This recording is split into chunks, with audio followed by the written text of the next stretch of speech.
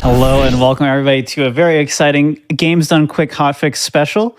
We are hosting the Pokemon Let's Go Pikachu / Eevee N% No Mount Skips tournament. And we're hosting one of these semifinals races, one of the most hype races of the entire tournament. I'm so excited we were able to show this off here on GDQ. My name is Etchi. I'll be doing more than just hosting today. I'll be doing a lot of commentary because I'm incredibly biased and love these games very much. Joining me on commentary is Dynam and Greta Ice Vixen. And I think I'll have the runners just go ahead and introduce themselves before we get started.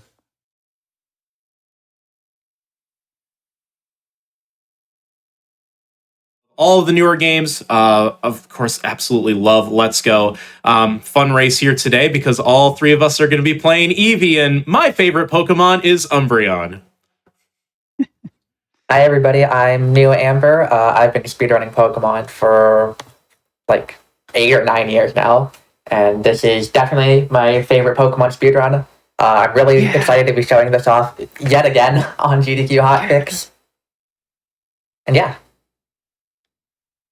All right, and hello everyone. My name's Etiquette. I've been speedrunning Pokemon for far too long, and I am really excited to be here. I was one of the people who helped organize the tournament, and I'm honestly just happy to be here, vying for a spot in finals. Awesome. So we're going to go ahead and do a little countdown to get our racers started.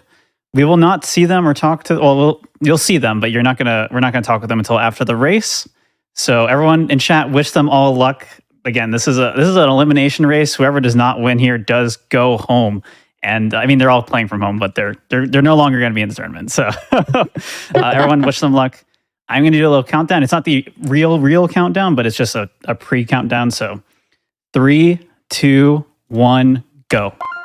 All right. Good luck. They're all going to get into the game here. We're going to go start the actual commentary now. So if Dynam and Greta, if you want to introduce yourselves while they do this.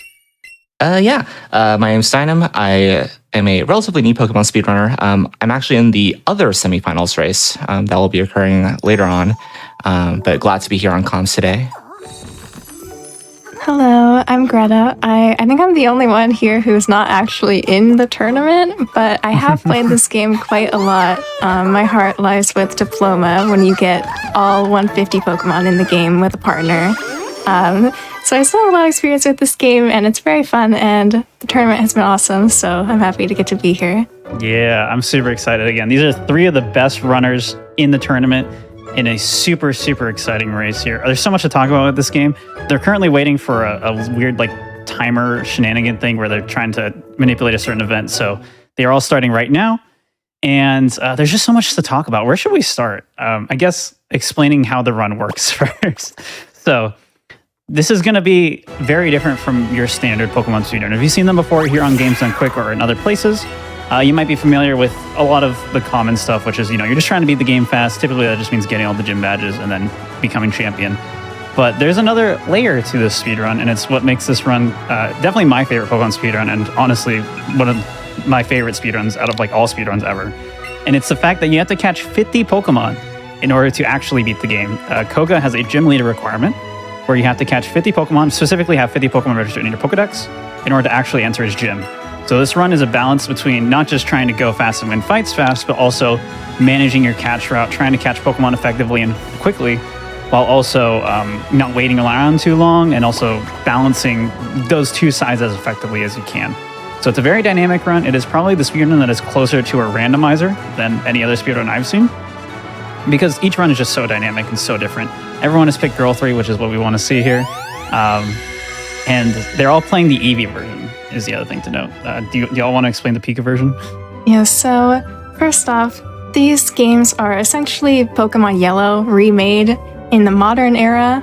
Even though we're playing on Eevee version, there's also the Pikachu version, and you'll see, we'll probably mention a few different differences between them, but something I want to note, because you're going to see it very quickly here, is this game was made with the Pokemon Go fans in mind of the mobile game.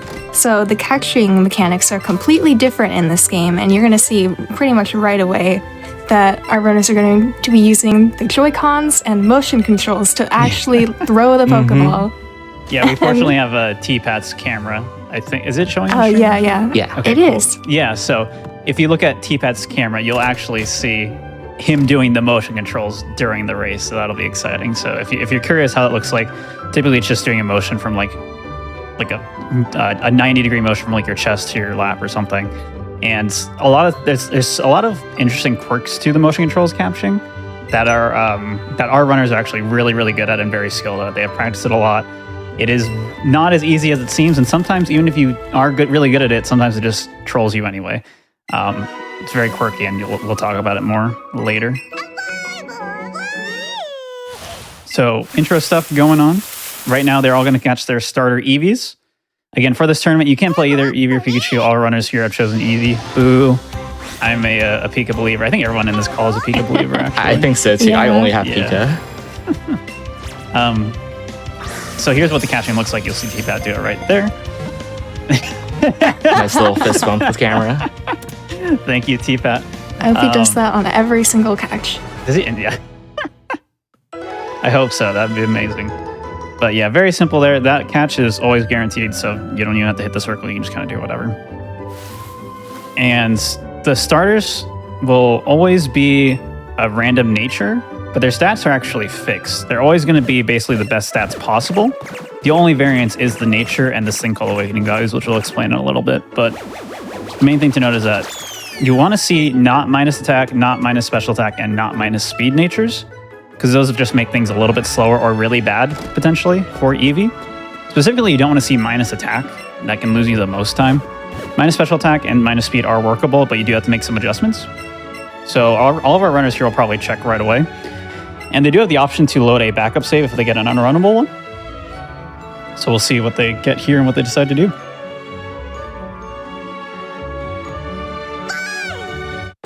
It also, they have the option to nickname their Pokemon. Normally you would see that in a Pokemon speedrun, but there is no point in doing that because of how fast text is in this game. If you haven't noticed already, it's incredibly fast. So, and you also We're don't in use the the Pokemon the modern entire era. run. Yeah, modern Pokemon. Wild. Let's see what we got here. Amber getting, is that Adamant, I believe? It was Adamance. I think so. Okay, I did not see, did Etiquette just go? I didn't see T-Pats. It's so blurry for us. Oh, Yeah, Amber loading a backup save, so I don't think it was Adamant then. Yeah, I don't know. Adamant is technically like an unrunnable quote-unquote nature, but the plus attack usually makes up for the minus special attack aspect of it. Specifically in a race environment, these runners do have backups. The backups will be a neutral star. So in this case, Amber's loading a neutral Eevee, so it's not going to have any plus or minuses to any of its nature. So they will be going straight from a clean slate there. As I just said before, minus attack is pretty bad, so kind of mitigating that the time loss that Amber would get by just loading a neutral backup. Yep, so neutral nature now for Amber. It looks like T-Pat just rolled Quirky, which is also a neutral nature. And then Etiquette has not checked yet, which is He's basically just means going. he's committing to not loading a backup save, which is totally valid. And just is going to play around if he does get minus attack or minus special attack, he'll just play around it and go from there. Yeah, and something to note is that in both Pikachu and Eevee, your starter cannot evolve. So you might be thinking, wow, we just have this little teeny Eevee. How's it going to do anything? And, well, Eevee's stats are boosted.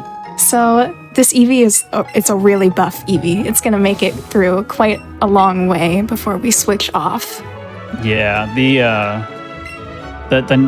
not evolving thing is like fine for the section of the run where we use it, and then it gets really bad really fast. So yeah, we're not going to be using this main for the whole run, but both versions do use their main Pokemon, their starter Pokemon, for the majority of the run, and that leads to the most route divergence between the two, because the last hour of both versions plays basically identically. There's like 2 small differences, but for the most part they are very similar, except for the first 2 hours where they're using Pikachu versus Eevee, and that creates some interesting strat differences, even though Eevee has become much more Pikachu over time, just stealing a lot of strats from Pikachu. Until now they're pretty similar, honestly.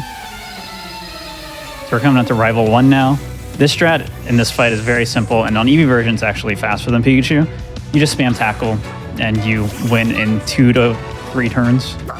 Sometimes 4 if you get really unlucky. Right, Eevee doesn't want to see Growl here. Pikachu can do that.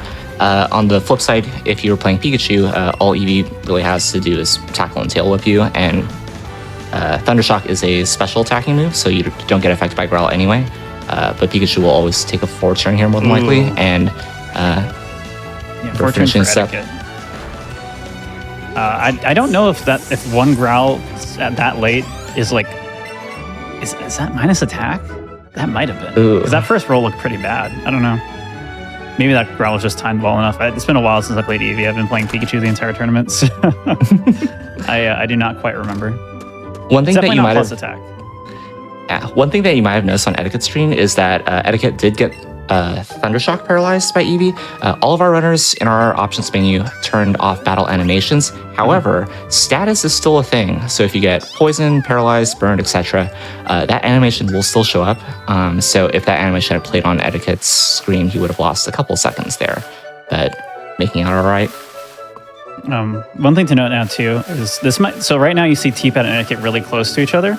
This might be the closest they are all stream until like the very end because of that catch mechanic that I talked about before. Again, they have to catch 50 Pokemon in order to beat the game. And we'll keep you updated. Obviously, you can't see the trackers on screen, but we'll keep you updated on their catch count and how things are going. We'll evaluate their catch routes, etc. throughout the run. But because like that's a good crit for T-Pad. Oh, that's really good. Because you can either be like really far ahead or really far behind on catches. You can see someone be like, 4 minutes ahead of somebody. Like they're just 4 minutes further in the game and still be behind another person because they just have way less Pokemon. So try to keep that in mind. If someone looks like they're really far ahead, that doesn't mean the race is over. In fact, it might even itself out around the 2-hour mark. So typically around the 2-hour mark is when you'll have a better idea of how the pace is and where the runners are in comparison to each other. But for the most part, the first hour and a half, you don't really have to worry about like what other runners are doing, and you're just trying to focus on your game and making sure you play well. So we're entering Viridian Forest now for Etiquette. Viridian Forest is the first section of the run where you have to actually catch Pokemon. So T-Pad and Etiquette are going to do that fight first, and then once that fight is over, they're going to go run around and use an item called a lure. Do you want to explain what that is, Greta? Well, we also get the Pika here. Oh, Let's see yeah, what level Pikachu. this is. Oh, 5. Okay, it could have been 6, and then it could have broke out 50,000 times. Yeah, so lures, they make Pokemon spawn more often, just like they do in Pokemon Go. And they also make Pokemon spawn one level higher than like the maximum that they would be in a certain area. And that's very good for us because we want to catch things as close to their evolution level as we can get, because level ups are very, very slow in this game, and we have a lot of things to catch, a lot of things to evolve. We don't want to be sitting around if we can avoid it, so it's very helpful. Yeah, the lures are essential to making this run work in general, too. One thing to note is that normally on Eevee version, you would see your stats and know your nature off this Caterpie fight that has already been done by T-Pat. But because Etiquette caught the Pikachu, there's a unique, interesting thing where if you catch a Pokemon and your Pokemon levels up, then you don't actually see your stats the way you would in battle. Where if you level up in battle, you can actually see your stats and see what gained what stat and awakening values and whatnot. But because we didn't see that, Etiquette does not know his nature and probably will not know it until he learns Double Kick later. Actually, he'll probably get off the Pidgey here, unless he sees Bulbasaur. So in Forest, you're looking for Pikachu. If you're on Eevee version, you're also looking for Bulbasaur as a rare spawn, but it's not common and you're not really banking on it. The main things you're looking for are Caterpie and Weedle, especially because they are they are the most valuable Pokemon in the run, essentially. A Caterpie evolves twice, so it's one catch that can become 3 Pokemon. Same with Weedle. And no other catch you can do besides like late game Pidgey has the same effect of being worth 3 Pokemon for one catch. And evolutions are typically slightly faster than catches. Now, a perfect catch is about the same speed, or I think it's like half a second faster than an evolution. But it's typically you just want to maximize the amount of evolutions you do, because the less catches you have to do, the less things that can go bad. Here over on Etiquette screen, you're going to get a little taste of what we like to call 2-controller action. In this game, normally you control your main character, but you can also whip out the second Joy-Con, and that will help you out in battles. As you can see, Etiquette pulling out the Pikachu to help taking out the Eevee, or the Pidgey here, wow. And you can also do this in catches. So as soon as this battle is over, you'll see Etiquette and T-Pat pick up the lure that we just mentioned, and use that second controller to help out with catches, because using a second controller will help out with the catch rate. I believe it was Anubis who figured out some catch rate details. What was that, about a year ago, actually? Yeah, about a year ago, Anubis figured out all the catch rate. That's basically how the formula works. So now we actually know the catch rate formula and what the actual catch percentages are. We were just flying completely with no information for years for this game. And fortunately, we now know like percent catch, like this Caterpie is guaranteed. If it was one controller excellent, it'd be like 72%. We just didn't know that at all before, so that was cool. And it was really hard to manually test this, so I'm glad we finally have that information. The other spawn we saw in Forest there is Bellsprout, and that is essential to catch unless you get Bulbasaur on Eevee version, because Brock also has a gym requirement like Koga does, where you cannot enter his gym unless you have a water or grass type Pokemon. And it turns out you can't get any water Pokemon, and Bellsprout and Bulbasaur are the only grass ones you can get. So you need to catch one. You ideally catch one on Route 2 because it comes two levels higher, but it doesn't matter too much on Eevee version. T-Bag getting trolled by these catches so far. Wow. Oh no. These are so unlucky. Oh no. Yeah, Etiquette played very, very safe with the Pikachu, especially doing that fight, which you definitely don't have to do two controller, but it basically prevents you from getting unlucky. Another breakout. Oh my gosh. Wow. Yeah, with a raspberry. Berries in this game help you catch Pokemon in various ways. The raspberry just increases the catch rate of the Pokemon. So this is actually about a 83% chance with the raspberry, and it's breaking out again. Oh He's my. running away from it. So we could have just seen Etiquette's nature there. No, because you learn double kick at 10. Not on Pikachu, it's 9. So yeah, Etiquette now with a clear lead with T-Pat getting destroyed by this Caterpie. Hopefully this one finally gets in. It does feel like sometimes some Caterpies are just like programmed to always break out like 10 times in a row before you catch it. But yeah, now the last trainer of Viridian Forest for Etiquette. Seeing the neutral Eevee here for Amber, and at level 10 you learn double kick. Double kick is how you get through Brock. Otherwise it would be very hard. It's a fighting type move, hits twice, and very effective against dealing with rock types. So double kick's going to be used for a good chunk of this early game in a couple places.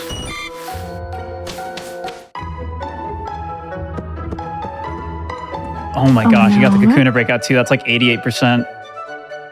This is like so unlucky for T-Pat. Wow. Yeah. Okay, Etiquette does, however, not have a Bellsprout. It is now going through Route 2 Roulette, just respawning the area over and over again, trying to get a Bellsprout. If he gets super unlucky here, nope, gets rewarded with a glowing Bellsprout. Okay, never mind. Not punished that much. So Pokemon can be glowing. Who wants to explain that? Sure. So you see these red and blue auras in the overworld. That denotes the size of the Pokemon, so red being larger than normal and blue being smaller than normal. These glowing Pokemon helps out by increasing the amount of experience that you get. Every catch that you get, experience being weighted much more towards catches than trainer battles in this game particularly. There's like a little like bonus ratio of like whether you get a Pokemon on the first catch, whether you use two controllers, the modifier that you get, whether it's a nice, great, or an excellent, and then also glowing Pokemon also increase that as well. There is a small chance for a Pokemon to be what we call supersize, which means that it comes in at extra large or extra small, and that adds even more onto the experience modifier that you would get. Yeah, it can triple the experience. Or is it 2.5? I don't remember exactly. I don't remember. I want to say it's triple. But yeah, a supersized Pokemon can just suddenly catapult a run into an amazing run. So even if it feels like you're really far behind in these races, if you just get lucky with a supersized Pokemon, which like I think it's 10% if a glowing Pokemon is supersized, if you just get really lucky with that, then you can potentially just catapult ahead, especially in Eevee version. In Eevee version, experience matters a lot and can save you a lot of time in mid-game. So just having high experience, getting these good catches can be a huge difference later. Right. The flip side to that is, say you get a glowing supersized Pokemon with a party of Pokemon that you don't really want a lot of levels on. As we mentioned before, each level takes about 2 seconds, give or take, to complete. And so if you have a huge amount of Pokemon, that could actually be a detriment at some places. And we have confirmed that Etiquette's Eevee is minus attack nature, so bold, plus defense, which is completely useless effectively. Oh, Defense is very, just was the worst stat ever.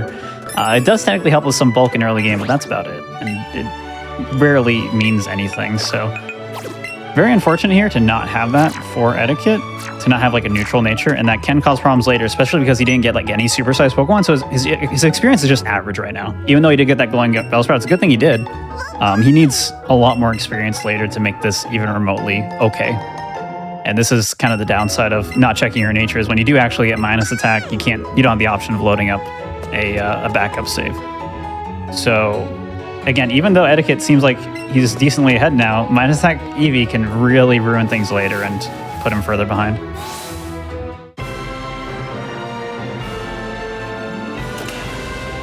So now we're entering Brock's gym. Etiquette going to show his fancy tiny Bellsprout, and then they'll be let in, and he's going to basically just spam double kick on Brock here in order to win the fight.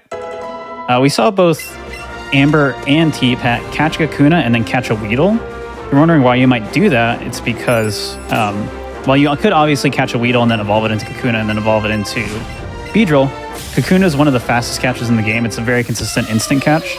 So what that means is you can just catch it, and then if you catch a Weedle later, you can just deposit that Weedle and you'll come out basically the same. And more importantly, by catching the Kakuna, you get the additional experience. So you don't just get the Weedle experience, you get the Kakuna experience, and Kakuna gives a pretty decent amount of it.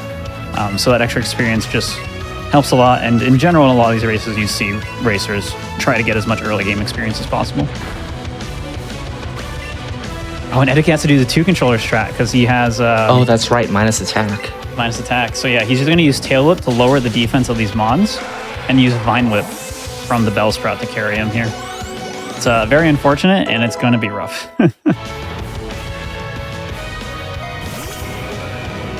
And yes, this is one of 2 semifinals races. There's one more race on Tuesday, and then after that, we are doing the finals, where the winner of this race and the winner of the other semifinal race will face some guy named Etchy. Yeah, whoever that is. Whoever that is.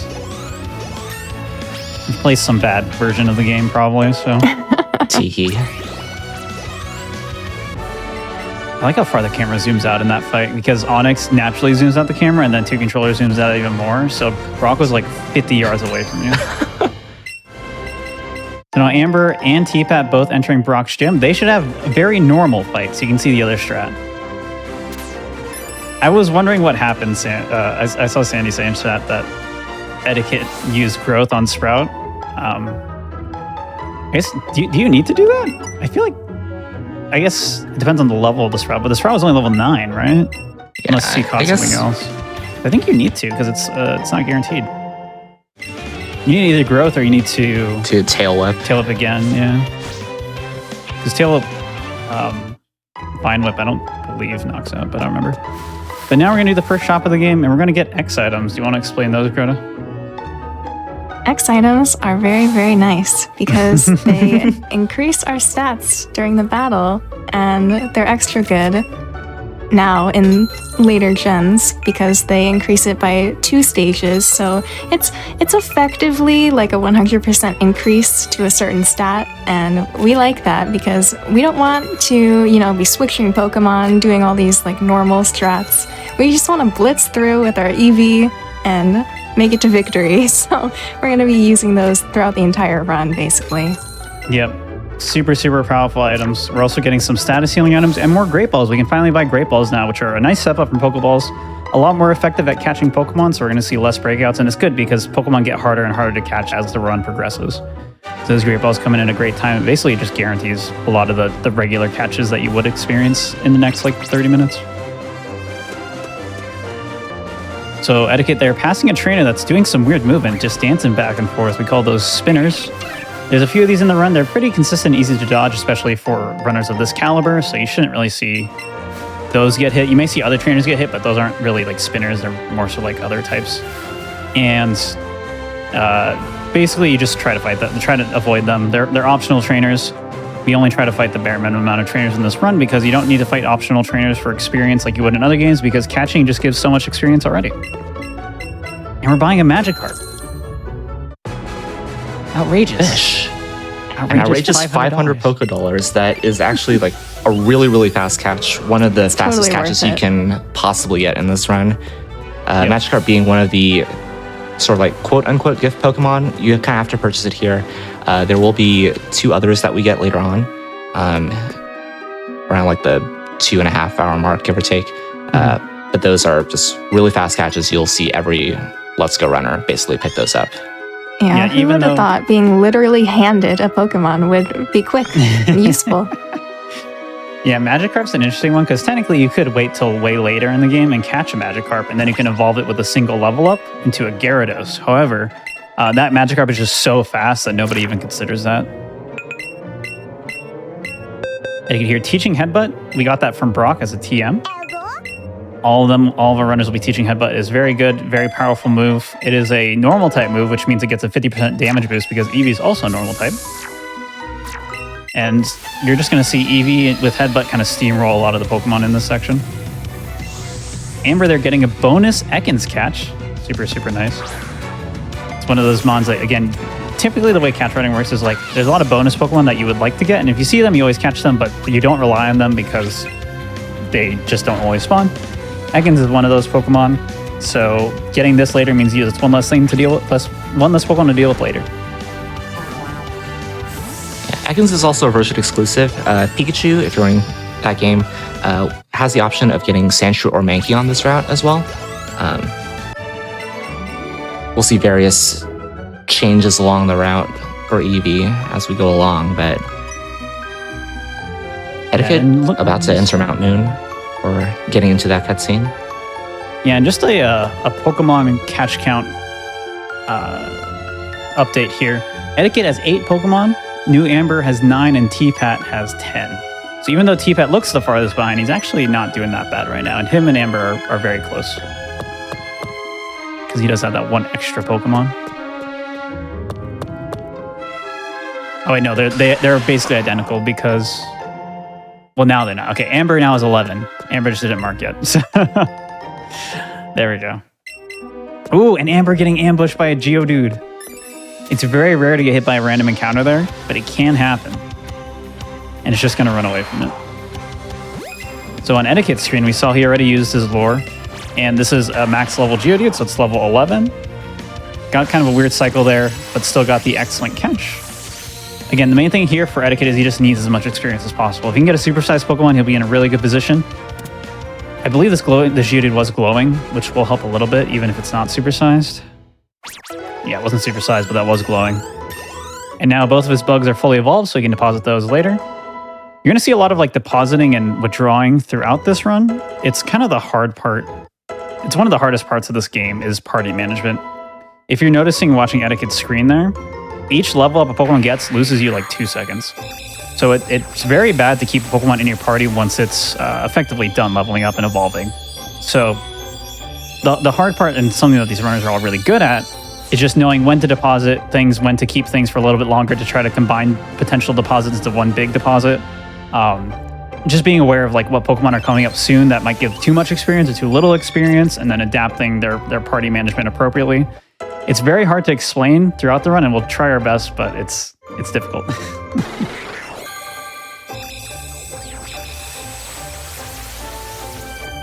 Some more evolutions here. You're going to see a lot of evolutions in this part. Do either of you want to explain awakening values while we have time?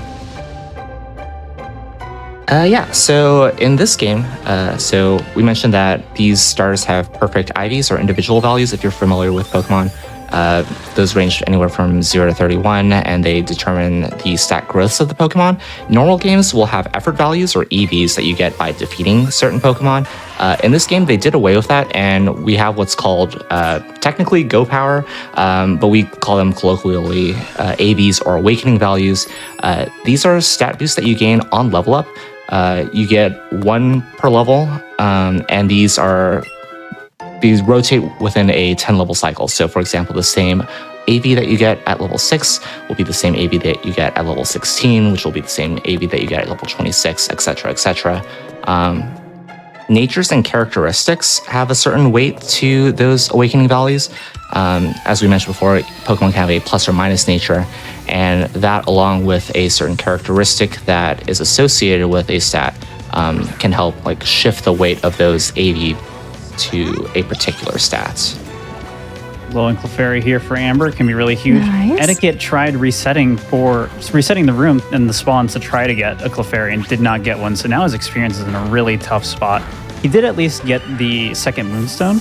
So that's what I was referring to at the very start of this run in terms of date time shenanigans. So if you pick up a Moonstone before midnight and then the clock rolls over past midnight to the new day, there's a chance that a Moonstone will spawn again in that same spot. So sometimes you can try to manipulate to give yourself a chance of getting 2 Moonstones, and that is what Etiquette was able to do and did win the lucky roll and got to the second one. So that'll be nice later to give one more Pokemon potentially.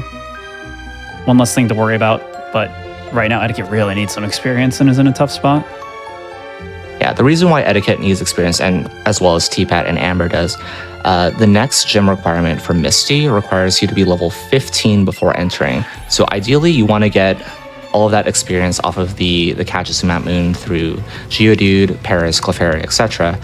If that doesn't happen, you still have a couple of backups. You can still catch a couple of Pokemon on Route 4 to make up for it. Or you can take an alternate route through Cerulean. Normally, Let's Go runners will fight Misty first. You can do the Nugget Bridge section of Cerulean first, but that does waste a little bit of time. Yeah, getting the Hypnosis there for Etiquette, but did not get confused off the confusion, so all good. Looks like the catches are cooperating reasonably well, though, for T-Pat and Amber. Both of them getting Clefairy, no problem. Etiquette lore should have already ran out, so no Clefairy for him. And Clefairy's the big experience catch here in Mount Moon, besides the big pink blobs who we have not seen so far. But you can technically get a Clefable and a Chansey here. If Etiquette sees either of those, he has to go for it because he just needs experience due to being minus attack. But he is at least getting a Paris. One thing to note here is right there, so Etiquette got second catch on this. You get a catch multiplier bonus for getting the first catch. Like if your first ball throw makes contact and catches the Pokemon, you get an extra bonus of 50% experience.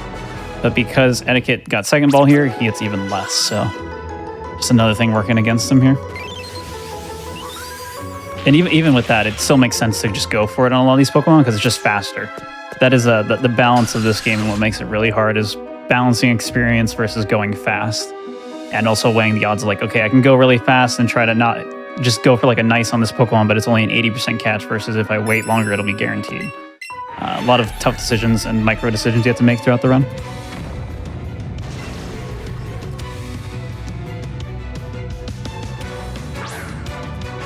So let's see, here's a youngster Josh now, and Amber catching Geodude is now done with all the catches. That was a normal Geodude, so Amber's experience looking amazing, by the way. Level 16 cleanly at this point is exactly what you want to see. Yeah, that's huge. Partially got there because of the glowing Clefairy, definitely putting in work. Not sure what T-Pat's experience. It looks like he's also 16? Is that what I saw? I didn't see what his bottom room of Moon catches were. But Etiquette now on the Super Nerd.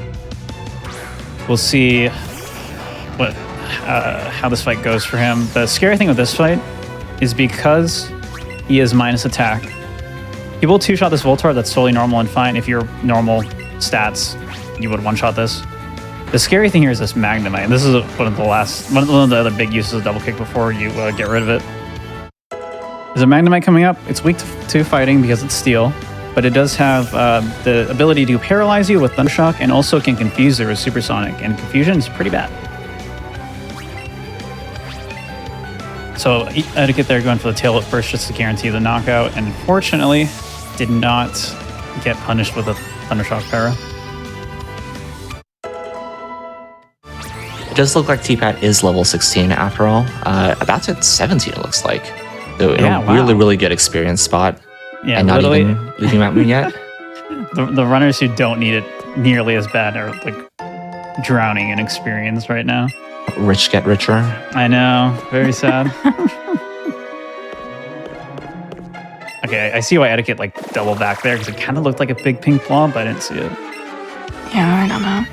Yeah, level 13 minus attack in Jesse and James is not what you want to be. No, this not could be, at like, all. Really, really bad for Etiquette.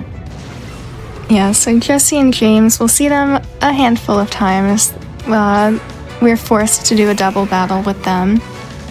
And you're going to see pretty much any time we are doing a double battle or using both controllers, we're going to attack with one and then use X items with the other to save us some time. Yeah, very common and powerful two controller double battle strat you'll see in a lot of Pokemon speedruns, especially modern ones. Did at least get the knockout on the Eevee, so this will just be a very normal, like, 3-turn fight. This can be a 2-turn fight, but Etiquette has no chance of that. So just going to try to hopefully get a flinch here. Headbutt does have a 30% chance to flinch. Always really nice when that happens. Again, did not get that the feint there with the Bellsprout due to just being underleveled. But it looks like Etiquette will have to probably do the bridge first, as was mentioned earlier, unless he gets some nice catches on the way out. And now Amber and T-Pat almost in sync on this Super Nerd fight. Also, after this fight, you saw Etiquette pick up a fossil. You can grab either the Helix or the Dome fossil, and depending on the race strats and what you're trying to do, how safe you're trying to play, you can either revive it later, which is really slow, but it is guaranteed 2 Pokemon because it gives you level 40-something Omanite or Kabuto that you can just evolve immediately, or you sell it for items in the next shop. So nothing on the way out for Etiquette. See if you can grab something good in the grass. A decent glowing Pokemon would probably get him there. He was already decently level 14. Super Nerd went clean for both of them. And so Etiquette should be fine here. If he catches the Ekans and then potentially the Spearow as well, if this Ekans doesn't give him enough experience. Should hit 15 in time. He can fight Starmie or Misty first, no problem. And again, we'll explain more in a bit, but being minus attack won't matter for Misty at least. We're seeing that same X attack strat. Are y'all knowledgeable enough on the Eevee special move? Or should I explain them? I know what they do, and I know their power and stuff. Okay, do it. Yeah, go. Sorry, I had to check because Pika runners don't have the same movesets and stuff. Yeah. So, momentarily here, we are going to go into the Pokemon Center in Cerulean City, and we're going to be teaching quite a few moves. In this game, Eevee and Pikachu get some very special signature moves to, help boost them up since they can't evolve and everything. So Eevee has a water-type move, an electric move, and a fire move to go along with its first 3 evolutions. So we have Bouncy Bubble, which is 90 power special water move, and it acts like Giga Drain, so it's going to heal you up when you use it based on how much damage you did to your opponent. So very helpful, very nice, saves us some healing in the menu. Fuzzy Buzz is 90 power special electric move, and it always paralyzes, which is very nice, especially because that lowers the speed of your opponent, so that can be very useful too. And then last one, Sizzly Slide is 90 power physical fire type move, and it always burns, which I think halves your attack, or the opponent's attack. The opponent's attack. So also very nice, very helpful. Gonna be using these quite a lot. Yeah, they're all really broken. If they sound broken, it's because they are. Yeah.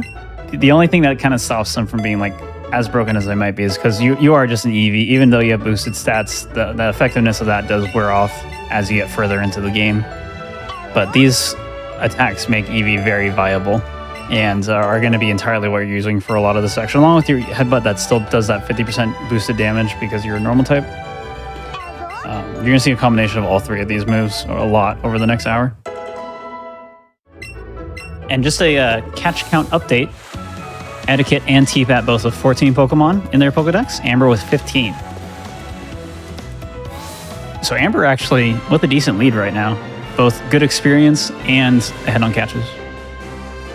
Yeah, you might have thought since Amber went ahead and loaded the backup, like, wow, that was like 40 seconds. It's over now. But nope. Yeah, Yep, time swings so much in this game. Yeah, there's just so many so there's not a lot of things that can go horribly wrong for you, but there's a lot of little things that can go wrong, and they build up very fast. We saw T-Pat. One breakout's not that bad. 2 you can deal with. Like 6, pretty bad. And like those 6 breakouts alone basically neutralize the disadvantage that Amber had, and minus attack for Etiquette also kind of neutralized that. So Amber's reload there basically not costing them anything.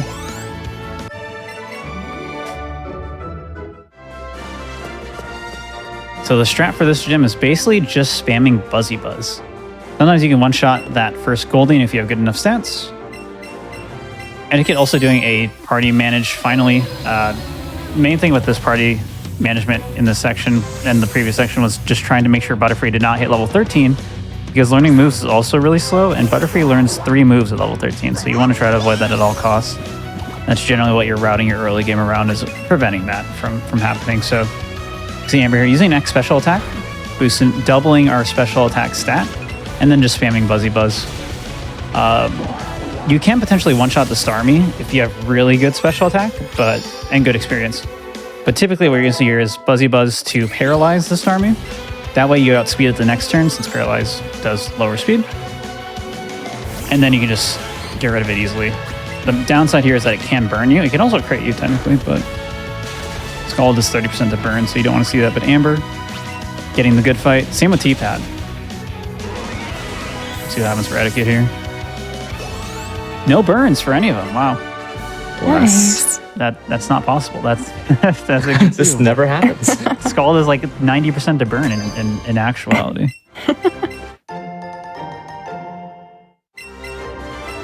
So that is the end of Misty. So now all of our competitors have 2 gym badges. Chat, I want you to guess unless you know the run, don't answer. But I want you to guess how long it'll be until we get our next gym badge. Put your guesses in the chat. Yeah, we're getting on our way to Vermilion City, good old soon. Lieutenant Surge. Oh, yeah. So here's another rival fight. Again, this is our rival. He is not the normal rival from Pokemon Yellow, or I guess Pokemon Go either. Your regular rival, Blue, is actually in this game, but we saw him a little bit after we beat Brock. We'll fight him later, but this rival is effectively the same. They have a lot of the same Pokemon that your rival would in those older games. I'm seeing 5 minutes, 7 minutes, 13 minutes, 10. This fight is very straightforward. You're basically just using your super effective move on all the Pokemon until your opponent's Pikachu comes out. Then you just try to one-shot it with Headbutt. Okay, the answer is it's going to be 1 hour and 20 minutes until we see another gym badge. And it's not even going to be Lieutenant Surge. Yeah, you'll never guess who it'll be. Now guess who the next gym badge will be with that information. I can tell you it's not Koga, because he is the one where we need 50 Pokemon, so we do route him last in the speedrun.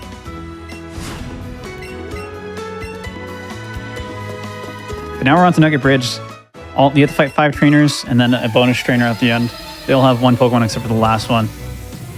And all you have to do is just basically use Headbutt and you'll one-shot them. Etiquette might have to use super effective moves, but I think his level's fine now, so it shouldn't matter. Yeah, it's very convenient that the first 3 trainers on Nugget Bridge correspond to the weaknesses of the moves that you teach in the Pokemon Center here. The Venonat dying to Sicily Slide, Psyduck to Buzzy Buzz, and then Sandshrew to Bouncy Bubble.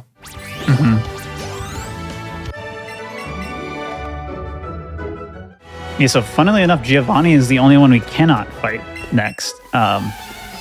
So for those who remember the older games, you know that Kanto's pretty non-linear. There are certain gym leaders you have to do in a certain order, but after the first couple, you can kind of do the rest with some variance. Except I think pretty much always Giovanni has to be last. The main thing though that's different with this game and why you don't have to fight Surge early is because we don't have HMs in this game. So for those who remember from the older games, they're called hidden. Well, technically they're like hidden machines, or like what teaches them. Yeah, hidden machines. They teach hidden moves, I guess, or just HMs. I don't know, but you can teach HMs. So like if you do the SSN quest, you get the cut HM. You can use it out of battle once you beat Misty, I believe is what it is. And then beating, what does Surge give you normally in the Is it in the old games? Why? I don't think so. I don't know. I don't remember. I'm too young. And It's been a minute. I have not played those games in a hot minute. But basically, certain HMs are like locked behind beating gym leaders. So even though you can get an HM early, you can't actually use it outside of battle unless you defeat the appropriate gym leader. But because HMs are not in this game, instead they're replaced with hidden techniques. So when you beat the SSN quest, you just have the ability to chop down trees without a Pokemon, without having to teach a move. And that's not tied to a gym leader themselves. So that means that it doesn't matter what order you beat the gym leaders in. As long as you do the story beats to unlock the certain secret techniques, you can just go anywhere in the game. Surge is fly. Okay, Erica being fly, that's what I thought. Koga's surf, yep. Yeah, if Koga was surf, it would actually change the routing quite a bit. Like if we had to beat Koga before we got surf. Oh my, yeah. It would be very bad, actually. So yeah, I think it was Gen 7 that got rid of HMs, and this game is technically part of Gen 7. Fun fact. Yep. This is true. This is the last Gen 7 game, I believe. Mm-hmm. So Amber and T-Pad at the final person. Oh no, it's not. It's Team Rocket. Whoa. Oh no. Who could have seen this coming? The annoying part of this fight is the coughing. If you have really good stats again, if you have really good special attack, you can one-shot it, but it's pretty rare. Their levels might be good enough to just get it though, because I think they're 18, right? They should both be. Because it can poison you, control you. Don't like that. It's hard to one-shot, but as long as you get the one-shot, or if it doesn't, as long as you don't get unlucky, it's fine. One thing you're seeing too is these runners keep Bellsprout in their party. So I mentioned before, you don't want to keep things in your party for too long because then they gain a bunch of levels and lose time, right? So why would you keep Bellsprout from like level 9 to level 21 when it evolves to Weepinbell? The answer is that you just want to have something in your party for a couple catches later, because again, just keeping the Bellsprout until it evolves, not only does it give you an extra Pokemon in the Weepinbell, but it also means that you never have to one controller any catch outside of the one forced one controller catch later, 1 to 2 potentially. And just being able to two control every catch just makes them all faster, more consistent, more reliable, and a lot less painful. But even though it is some time loss, you make it up for it with how much cleaner your catches are and how much more experience you get to. I believe when the speedrun was first put on the leaderboards, you could only one controller catch things. And from what I've heard, this is way before my time, I've heard it was just misery, absolute misery. Yeah, the way Etiquette always puts it is like, in a normal run, if you're like, oh, I got 2 breakouts, that wasn't that bad. Like now, back then it was like, oh, I only got 20 breakouts by Rock Tunnel, that wasn't that bad. So yeah, with the one controller version of this run, much more variant, much less fun. So the 2 controller helps out so much, not just with fights, but more so with the catches, honestly. They're just so useful. So useful. And Etiquette getting both Meowth and Venonat here, the 2 catches you want. You can also technically get a Squirtle on that catch, but it's so rare that you just never really see it.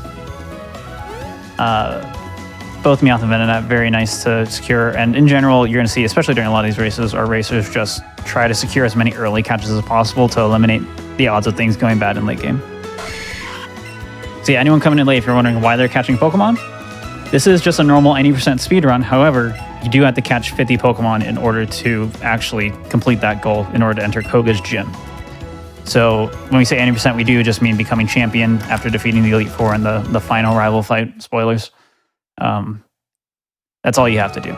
So get all the gym badges, face the Elite Four, become champion, and that's the end of the run. Coming up here, we're going to see Etiquette do this little skip. Basically, it looks really weird, but the trainer vision lines, imagine like a little laser straight through like the top of their head, just going straight. And that's basically how thin their vision is. So yeah, you can kind of weave in between it in a few different situations. It's very nice. Yeah, the trainer vision is so thin that if you're wondering why this is called NMS, it means no mount skips. There's a glitch we can do called mount skips, which takes advantage of that thin vision line. So Rapidash and Aerodactyl are 2 mounts in the game. You can't get them until really late in the run, but when you do get them, you can actually skip trainer's vision with them, because those 2 Pokemon can move at a speed of essentially 26 pixels, and the trainer vision is like 25, I believe. Yeah, 25 point something. So it might just be 25 exactly. I don't quite remember. It's been a while since I've checked it, but it basically just lets you, if you do very precise sub-pixel perfect setups, you can just run past their vision and skip like 4 trainers in the game. Only 4 because you get it so late in the game, but it's a very cool glitch, very fun, and it requires third-party Joy-Cons because you just cannot get the sub-pixel perfect setups on normal Joy-Cons. It's just too hard. We are not perfect. We're not machines. So it's a separate category. As far as you know, we're not machines. Yeah. Yet. Yeah. We'll be seeing a couple more instances of those skirting between the trainer lines in a little bit, probably within the next 3 to 5 minutes. Yeah. Don't worry, though. Even if you're not machines, you're both perfect because you're both Pikachu runners. Oh, thanks. Thank you. So just some cutscenes here for all of our players. After this cutscene's done, they're going to head into Vermilion City and another brief catching section where they have to... Really all they need to do is make sure they're at least level 18. You want to be higher level, though, especially for Etiquette being minus attack. Chansey can spawn, and Chansey does give a lot of experience, so if that pops up, Etiquette can be in a good position again, but we will see. But other than that, you're trying to get like Vulpix on this route. You're trying to get Jigglypuff. There's other stuff you can catch too, but they're not really as essential. And even if you don't get Vulpix or Jigglypuff, you can just get them later, so totally fine. Personally, I think Vulpix is essential. Vulpix enthusiast over here. Yes. Grabbing some hidden items from this underground tunnel. I'm going to grab a nugget and a lure. Again, lure, as explained earlier, just basically buffs the amount of Pokemon you're going to see, or how many you. Oh, I think do they boost overall like amount that can spawn in the area? I don't remember. I don't think so. They just increase the spawn spawn more rate. often or something. Yeah. So we'll see the buff and spawn rate, and also again forcing them to be max level. So that was already used here, and we'll see. The runners can get some good stuff. You're also seeing Amber do a little bit of a backtracking to grab this rare candy here. This is a strat that I think it's like 2 years old at this point, but basically we realized that that rare candy doesn't take that long to grab. It lets you have a slightly safer start to your Starmie section. Oh, spoilers for later. Allows you to have a slightly safer start for your redacted section. And also means that you give more time for Pokemon to spawn on this route. T-Bat there getting a glowing Vulpix. Amber catching a regular Vulpix. Was trolling a little bit, but it got in. All good. Then I'll do another catch count update once they're done with this section. Yeah, it is worth noting, as we talk about waiting for things to spawn on a route, every route has a set number of spawn slots. I believe Route 6 only has 6, give or take, for Pokemon to show up. This will be very important later. We'll come back to this. Yeah. Very soon. Okay, getting Jigglypuff is also what you want to see. For our runners that did get Double Moonstone, I think it was just Etiquette, I'm not sure. But if you're not doing Nidoking strats later, you can use your one Moonstone Jigglypuff. It is the best Pokemon to use it on because it is the only one of the Moonstone evolutions that does not try to learn a move on evolution. So it's faster, just saves time. But if you have Double Moonstone, you just always evolve the Jigglypuff with one of them. Ooh, Abra. Oh, that's really cool good for T-Pat. Have to be very careful there. If you're wondering why he did that weird move, then he's happy. Wait, Chansey? Over on Amber's It was screen. Amber, yeah. Aw, boo. It was way far up. Tragic. So Abra. Abra has this weird, funny quirk where if you run in front of it, if it sees you, it just runs away. It teleports away. Trying to mimic the fact that if you run into it in the older games, it just uses teleport turn 1. So T-Pat was very careful there and did catch it. Abra's an awesome bonus Pokemon to catch. It's pretty rare, so you don't rely on it, but it does evolve in 1 level, and that's 2 free Pokemon. You always love to see that. Yeah, Etiquette needs like a Chansey here. Chansey would be great, but his experience isn't that bad, and he can rely more on the special moves than the physical moves going forward if he tries to. So it might not be that bad.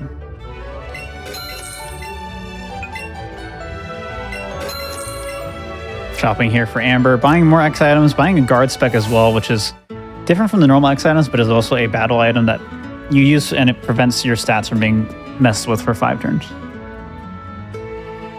That'll be relevant in 2 fights from now. But now we're going to the SS Anne. Anakin not First, we selling gotta the get our sailor fossil, too. outfit. Very Yeah.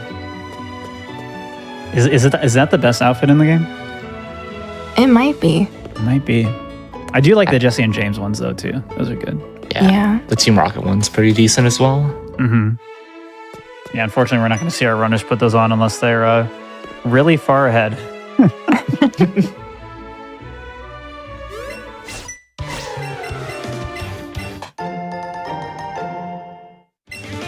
Also buying some escape ropes. You can now buy lures, so our runners bought a bunch of lures there. They also usually buy a repeller too. Now we can just kind of keep our lures up for as long as we want for whenever we need them, and we're going to see that happen very soon as well.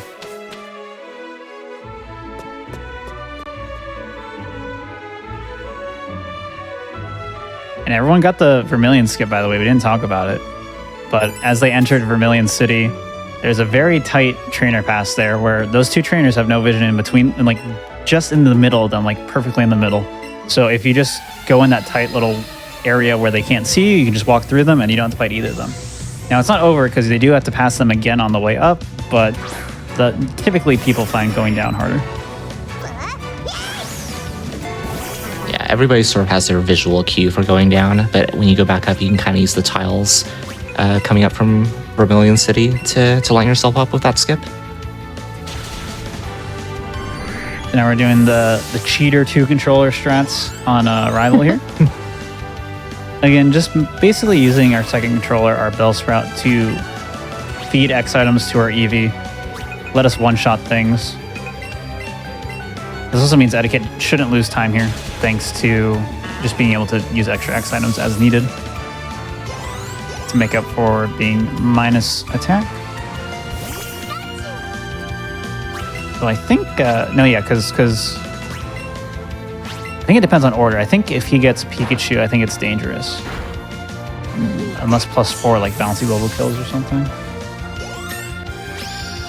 But I have not tried minus attack EV strats. I don't think any of us in the call have. So. Can't not confirm. the most seasoned with it. This can be scary too if you have low speed, because this Pidgeotto can outspeed and just wing attack Bellsprout and knock it out. Okay, got the Buzzy Buzz knockout there. Again, that's is special attack and not attack, so was going to happen regardless. Oh yeah, and catch counts. So Etiquette and Amber are tied at 17, and T-Pat has 18. So again, T-Pat being like the furthest behind technically, but does have an extra Pokemon, so actually pretty in line with Etiquette at this point. Yeah, Etiquette must have had a really smooth Route 6, because he made up some decent time there. I think the only thing that he caught on Route 6 was a Jigglypuff. Mm. So not moving too much back and forth. Yeah, Jigglypuff is one of the fastest catches, typically at least, because you just throw it immediately, and it usually gets in, usually.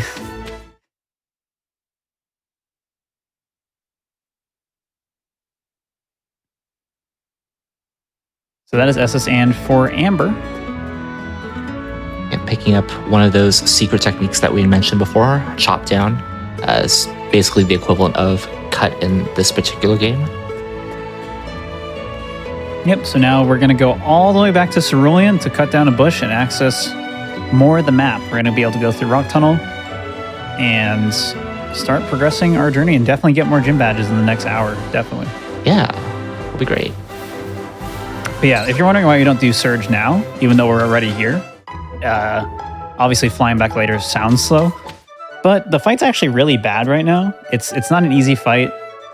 The best way to deal with it is to fight an extra trainer to give you the Dig TM and use Dig, but that's really slow. And on top of that, if you fight Surge now, you get like a cutscene with Misty.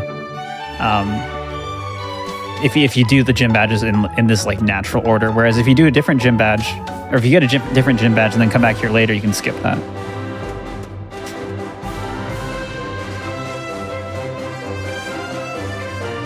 So just walking along here, Again, very long track. You can't do any sort of like death warp thing because as soon as you clear SSN, you're actually I don't. Is it entering SSN or I think it's as soon as you clear it. The what's it called? Your spawn location your gets spawn set at the location. center. Yeah, it gets set to Vermilion. So can't do any funny business. Very unfortunate. Would be very fast because this walk is really, really slow.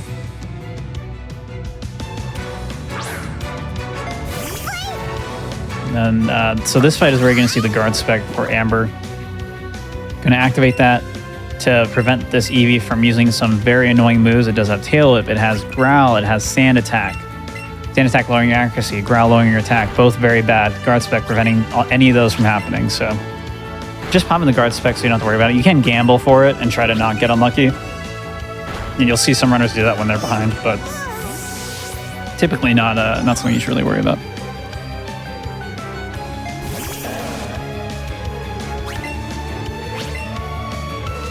So, trying to like evaluate. Wait, where did T-Pack get more Pokemon? T-Pack get got the evolution? the Kadabra. Abra did evolve into the Kadabra. Gotcha. So yeah, now T-Pack with 19 pokes. Etiquette and Amber didn't get anything extra on the way up. Just trying to evaluate like their catch situation as a whole right now, as they do these fairly straightforward fights or movement. Both. So I think Etiquette is probably in the worst Nice situation. Chansey. Oh really? It's funny. Route 9 Chansey.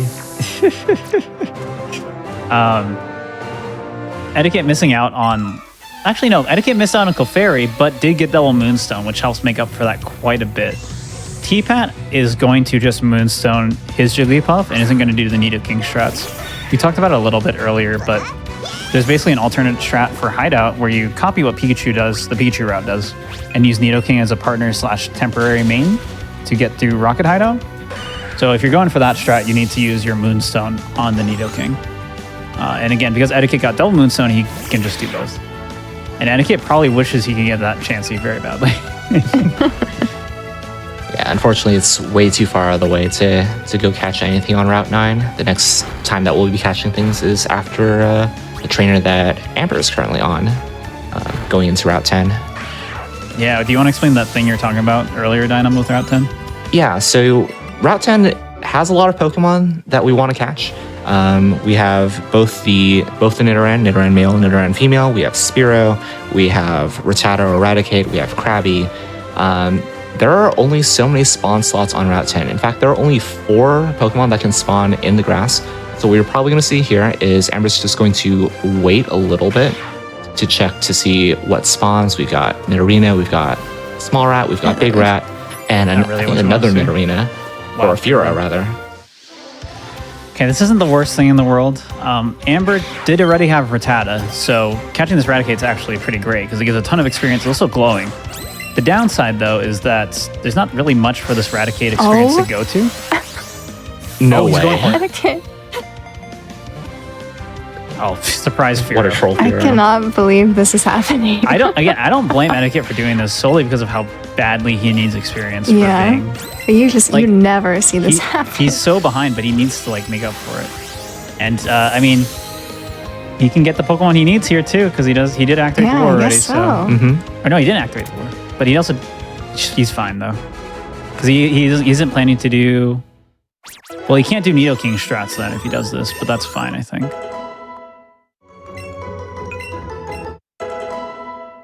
Yeah, normally you want Nidoran to be level 24 here, which is what happens if you catch up with the lure up on Route 10. But that was a supersized... That was a supersized Nidoran.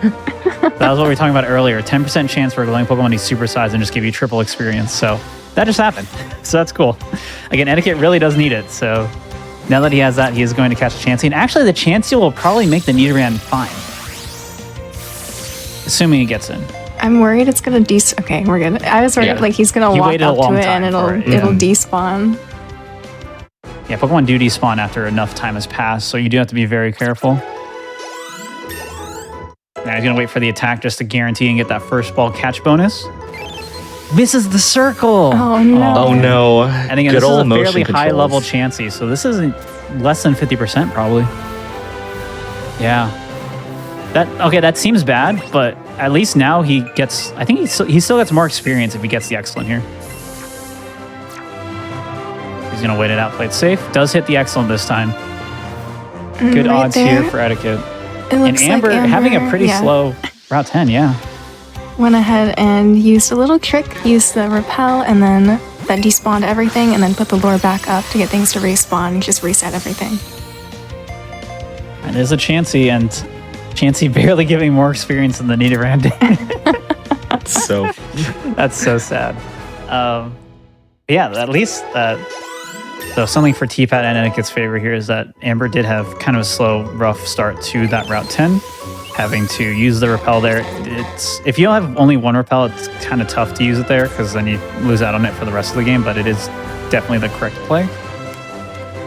Amber, I believe, yeah, needs the Nidoran. Does get the Nidoran mail, and Amber is, in fact, I believe, going to do the Nidoking strats. The last frame attack from the Nidoran. So didn't hit the circle there, but this is still like an 85-ish% catch chance. So still really good odds. Both T-Pat and Amber catching the two different Nidorans at the exact same time. And Etiquette wrapping up some evolutions. So they're all basically synced up on catches right now. It's just Etiquette's in a really weird spot. Where he's like really far away from where the other runners are, but technically is fine.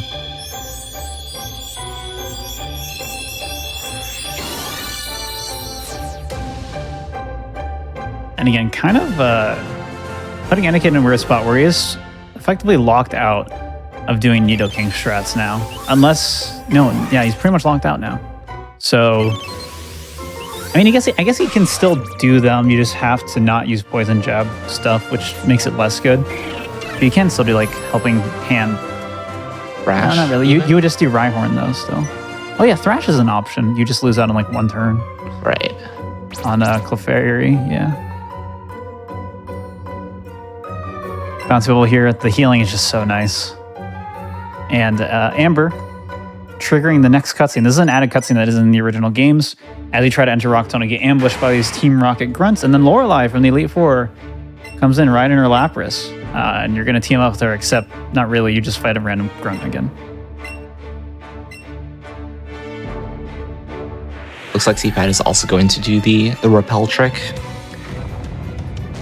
Not getting what he needs quite yet. Gonna respawn those 4 slots.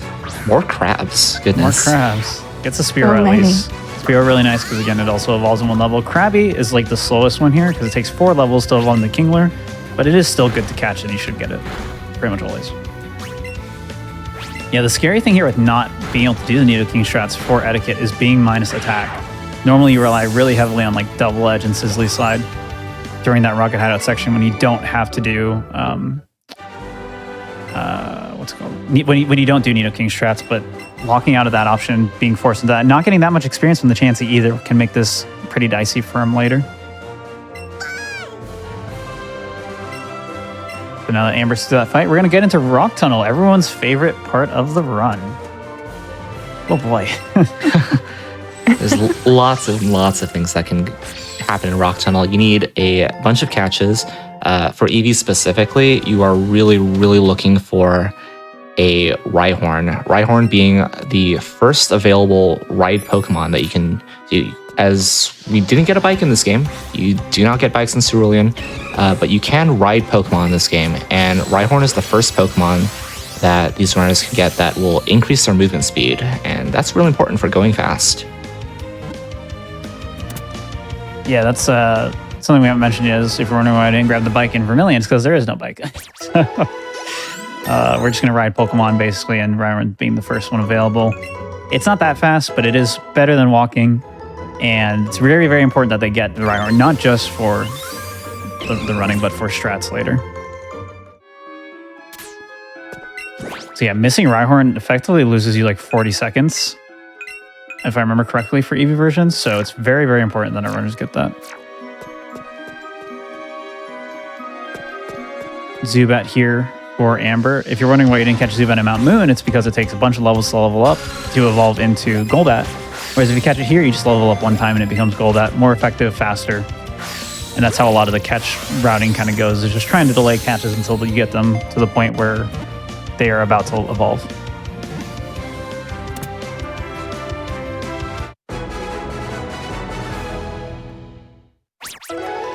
So, Etiquette saying, Etiquette in chat saying his goal is just to get to level 33, and then it won't matter. So easy.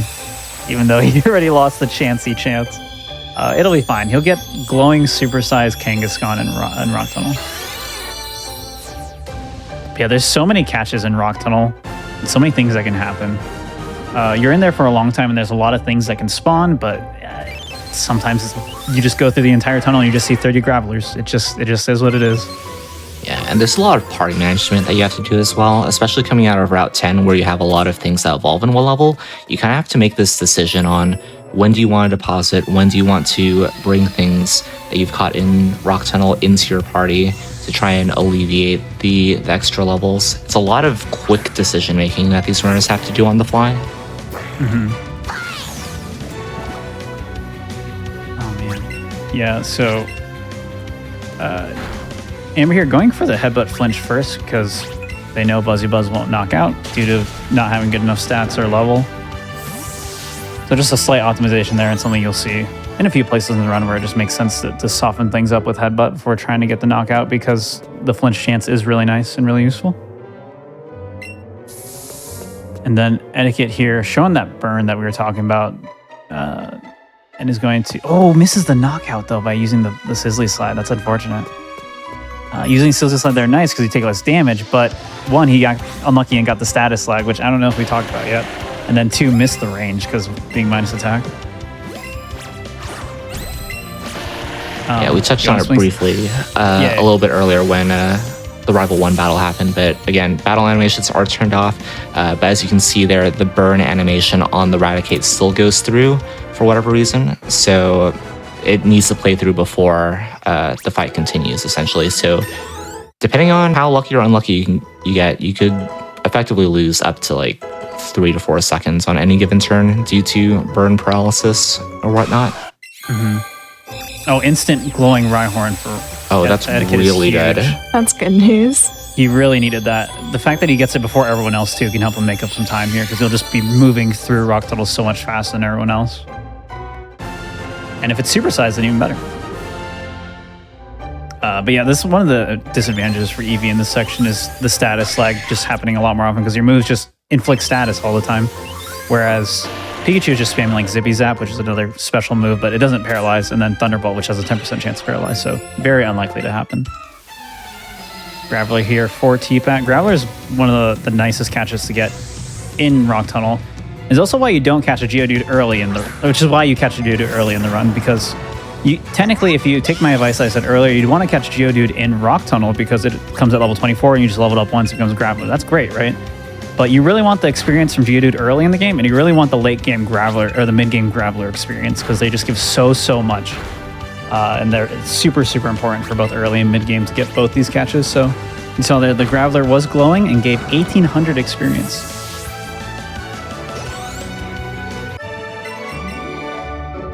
Which is, I guess it's basically a Nidoran male then, if we're going off what supersized Nidoran male? Yeah, exactly. Oh, there's the Rhyhorn for Amber, just as Etiquette rides his. There's Onyx in the top right corner for Etiquette. Complete demon Pokemon. You never want to look at it. The worst. It's so hard to catch and it's so unlikely to get in. Yeah, it's much better to catch it early in Mount Moon, but in Rock Tunnel, you just kind of stare at it and move on. Yeah, talking about the catch rate formula a bit, level and stats, well, not necessarily level, but stats basically factor into how hard a Pokemon is to catch.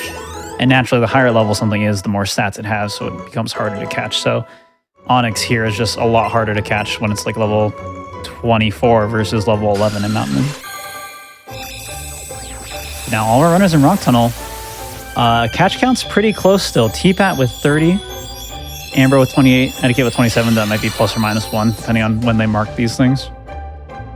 But T-Pat's still in the lead with Pokemon, and just like one fight behind Amber. So still could be anyone's race. It's still extremely, extremely close. And crucially, T-Pat still has not found a Rhyhorn yet as that ride Pokemon.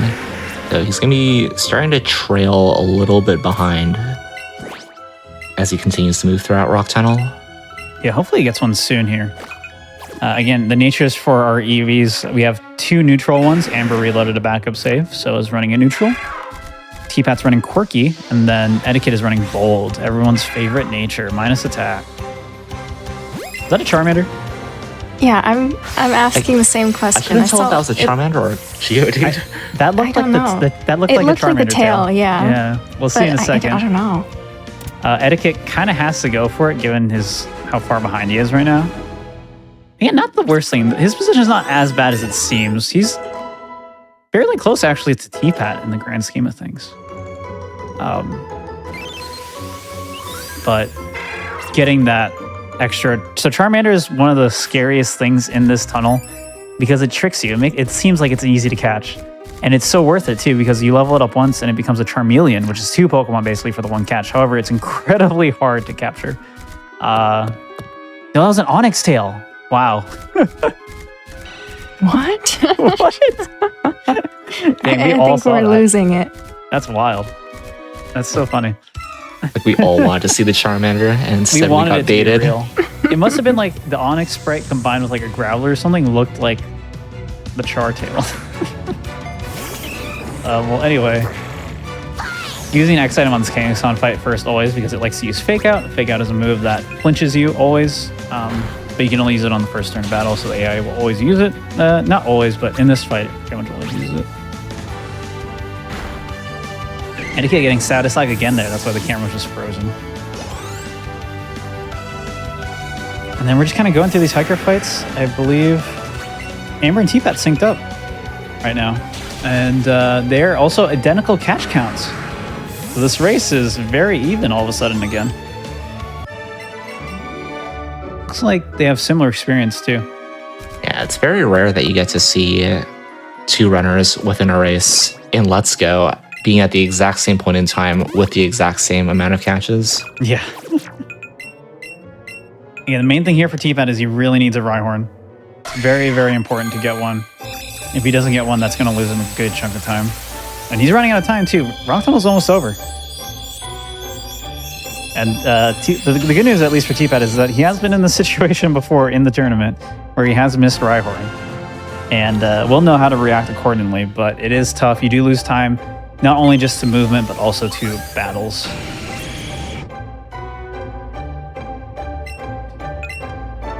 Nidoking here, kind of the star in Pikachu speedruns, and we might see Amber use it a lot here soon as well. Do you want to explain what's good about Nidoking and I guess Nidoqueen, Greta?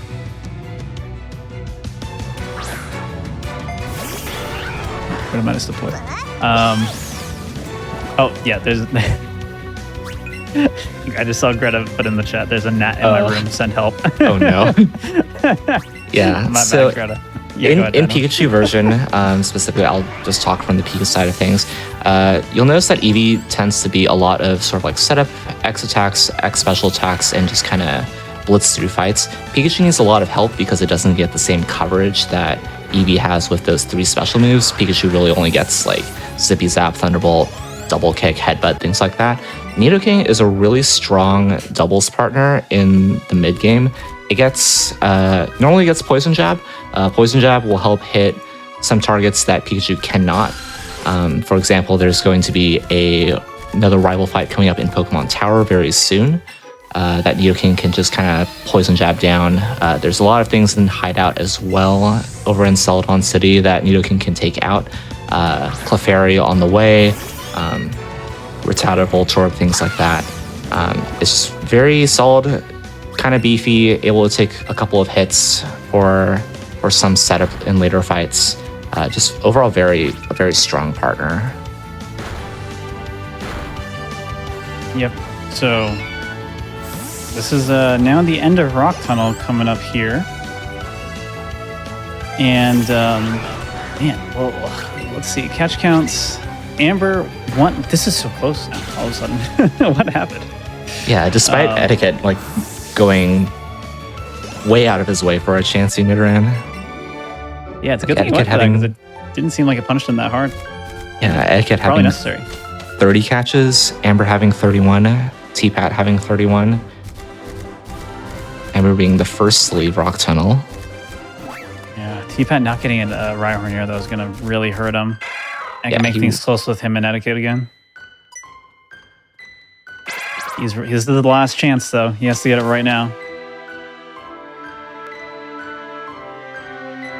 No, Mike, are you serious? That is Wow. the absolute worst thing. Wow. That is so unlucky. He even hesitated a little bit, too. Wow. It spawned. So those who didn't see it, it spawned as he hit the exit. So he saw it spawn, and then he was out of there, and he couldn't catch it.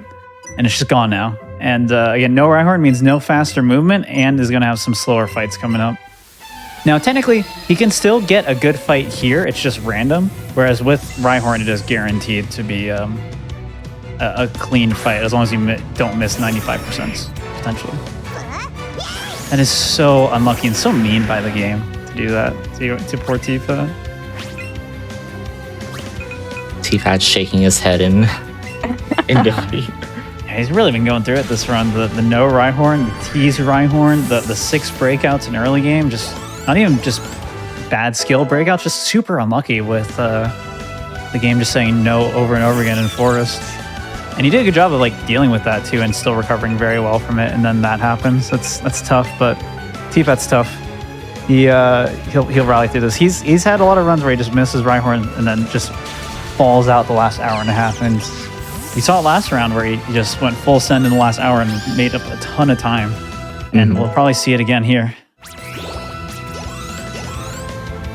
So yeah, we're seeing the Rhyhorn version of the fight for Rival, and we're seeing the non-Rhyhorn version for T-Pat here. So what we're hoping for is that... Oh, okay, he's going to swap here. Okay. He did get the Raichu, so that makes sense. Yeah, good adjustment here from T-Pat. He knew he wasn't going to be able to knock out the Raichu, just due to not having the Rhyhorn and the timing of things. So he swapped out the Krabby, which he knew was going to get knocked out by Rival because it was guaranteed to knock it out because electric good against water. And swapped into Cubone, which resisted and ate the electric move completely. Good reaction there. Normally how the fight goes is you use Rhyhorn to just eliminate the Raichu if it does come out. Second, the order at which Pokemon come out is somewhat randomized when you're doing these 2v1 fights. Because basically how it works is like, the AI will look at a Pokemon in a normal 1v1 fight. It'll look at a Pokemon and be like, okay, I'll look at my Pokemon and what moves they have and see what would do the most damage to this. But it doesn't do like strict damage calcs. It just does like, okay, I have a grass move that does this much base power, and that is the strongest move, so I'm going to use this Pokemon. And when you do a 2v1 like that, it just picks one of your Pokemon at random and then does that same thought process of, okay, which of my moves hit the hardest on this guy?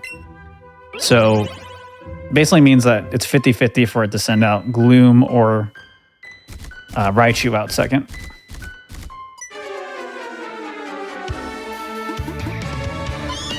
And in that instance, if it picks Eevee, it'll always send out Raichu. But if it picks like Graveler or Cubone or whatever, it'll send out Gloom. And that just kind of showcases how adaptable these runners have to be, because in standard Pokemon games, you just kind of follow a basic like script or flowchart to get yourself through the game because you have everything is generally available to you. But in the case of where, say, you don't get a Pokemon that you need and it doesn't spawn for you, or maybe it spawns at the very end of Rock Tunnel and completely trolls you, you just kind of have to understand what your outs are and what you're able to manage with the Pokemon and the levels that you've got. So this is the only Metronome fight in the run, but because Amber is doing Nidoking strats, just one-shots it with Poison Jab. Again, that is not a normal type Clefairy over there. That is a Fairy type because this is a Gen 7 video game. So Poison super effective against Fairy. Just one-shots it. Now T-Pat here does not have that option, so it does have to two-shot it, and does mean we can get random funny Metronome moves. And yeah, catch counts are 31 and 31 for Amber and T-Pat, and then 30 for Etiquette. Okay, we got the flinch, so Boring. not going to see any funny business. Yeah, sad. No shenanigans, It's okay. Etiquette will pull through for us. surely. You can get a lot of funny moves here, chat. You can get one of those one-hit KO moves. Those are always funny. You can get a status condition, which is always really bad. You could get Sand Attack. There's so many fun things that can happen in that fight. Yeah, I always like it when you see a move and you're like, what is this? And then it's like some random legendary signature move and you're like, okay. Ooh, Abra here for Abra. Amber. Really nice. It's a really good spawn. It is worth noting that Clefairy's metronome in this game can only pull from the Generation 1 move pool, so you won't see anything like Fusion Bolt or V-Create or anything like that. Yeah, imagine seeing Fusion Bolt in the speedrun.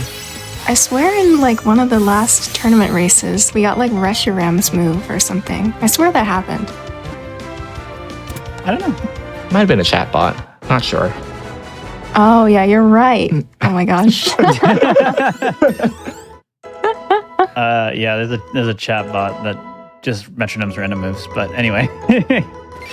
All to But say. you could see that type of thing in like Swish. Yeah, in Sword Shield, I lost a run in Sword Shield solely because of an update. So there's a fight where you use Drizzile, the water starter, against a Clefairy with metronome. And one of the updates right before I did that run added the Gen 5 legendaries. Oh no. So when I entered that fight, they used the Gen 5. I think it was Fusion Bolt. They used Fusion Bolt, which wasn't in the move pool before until that happened. That was fun. So I lost that one. That's cool. Meanwhile, right here, teaching another special move for Eevee, Glitzy Glow, the 90 power psychic move for, Espeon. And it sets up light screen. And something to note about light screen is it sets up a field that does +2 special defense, but in double battles, it will like evenly distribute that +2. So it's actually just +1, basically. Yo, smart candy. Nice. Actually kind of cool. So yeah, if you just mash A in that section, you can randomly pick up an item. Well, Yeah, there's just always stuff items on in the the same ground. spots, but they're random what they are. Some of them are at least. So if you mash early there before the trainer, you just pick up random items. And then something else we're doing in the center while we're here, very important, is synchronizing our natures. So we're going to talk to this psychic medium lady, and she's going to make it so that every Pokemon we see will be whatever nature we pick. So we pick Modest. That's very important. Yeah, it's important to note that abilities that are present in other Pokemon games aren't present in this game. We just have natures and all that stuff. Synchronize, if you're familiar with it in other games, if you have a Pokemon synchronized as the first Pokemon in your party, all wild encounters that you get will have the same nature as the Pokemon that has synchronized. So this is just kind of like a replication of that mechanic in this game, and allows you to see modest Pokemon specifically for the rest of the in-game day, which is also another reason why our runners turned the clock over before the game began. Yep.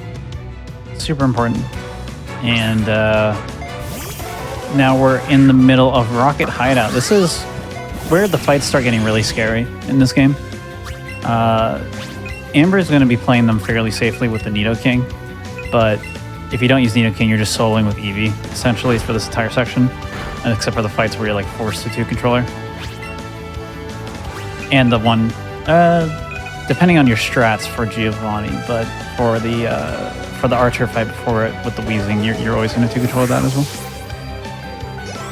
We saw two different versions of this Raticate fight. So Amber just one-controlled it with Nidoking, which is fairly risky because Raticate has two moves that can flinch, but Amber didn't get unlucky there. Safer version of the fight is just to two-controller it the way Etiquette did, and worked out totally fine. It is a little bit slower though. Yeah, in this section of the game, it's practically like, all right, every fight has like 5 different things that you could do, and it's a lot. This is when strats start like expanding, and you have a lot of flexibility and options depending on how your HP turns out and your stats and just how much you want to risk. Also, seeing Jesse and James in here again, I'm sure we won't see them later in this section. Oh, absolutely not. You're going to see a lot of healing too, so Keypad here has Double Edge. That's something that you're not always going to see in Eevee speedruns. At level 28, Eevee does learn Double Edge. It is a 120 power normal type move, so it hits super, super hard because we are also normal type.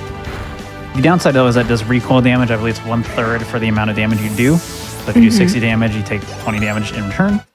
But you can use it to just one-shot a lot of things. So you can see Etiquette and T-Pat both using it with the X attack to guarantee the one-shot on this Hypno. And it can also be used later as well and just be super, super useful.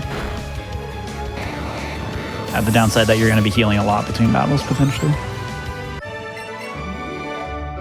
Double Edge also lets you just spam Double Edge on this fight. Whereas Amber did the Nidoking strats instead.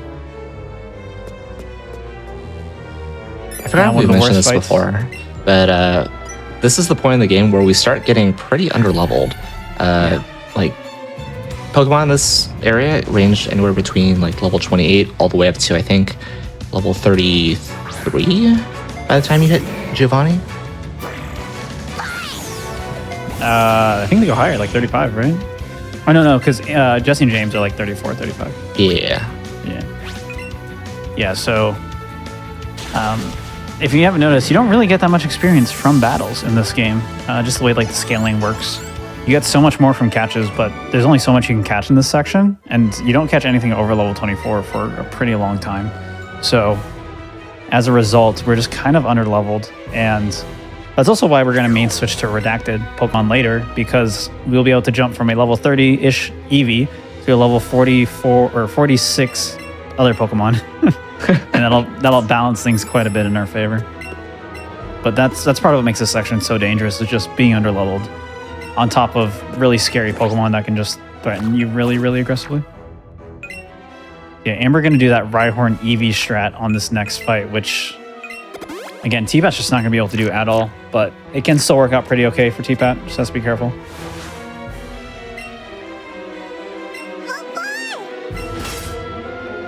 This Grammar fight can be super scary as well if you aren't playing it safe with like a 2-controller strat, because it has Disable and then it has Minimize. Minimize boosts your evasion, which makes it harder to hit you, and we hopefully will not see Minimize at all in this run, but it might come up again later. And you can just get trolled super hard, but Etiquette taking the safe strat here. Oh yeah, also Amber is now Eevee. Become Eevee. Become Eevee. And yeah, this is Let's Go is a platformer. This is the one platforming section. So it's a remake of Yellow, Pokemon Go, and Pokemon Dash. I guess Pokemon Dash isn't a platformer, but it's like the closest thing. Any Pokemon Dash enjoyers in chat? Crickets. Wow. I hated Pokemon Dash because it and Pokemon Troze just destroyed my DS's touchscreen as a kid. It was brutal. True. That thing was so scratched up after those games. My gosh. Also, worth noting, we do not condone the use of standing on rolling chairs to get to places. Yeah, don't do that. Even if you lock the wheels, don't do that. Of course, there's always the one Pokemon Dash enjoyer in chat.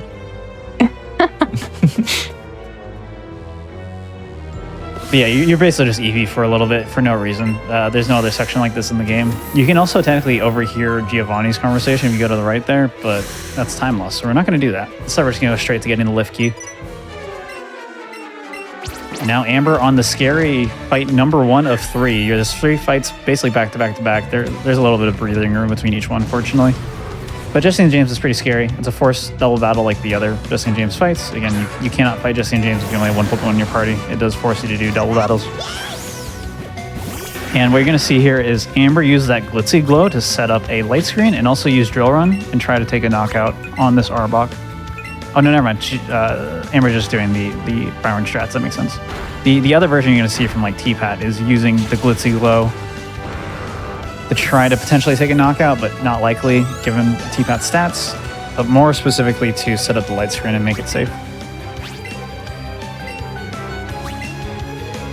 So now that that Rhyhorn is at +2, Amber is going to use Stomp, Drill Run. That's what it's called. Once a Stomping Tantrum, that's the wrong game. Eevee, no! Oh no. No!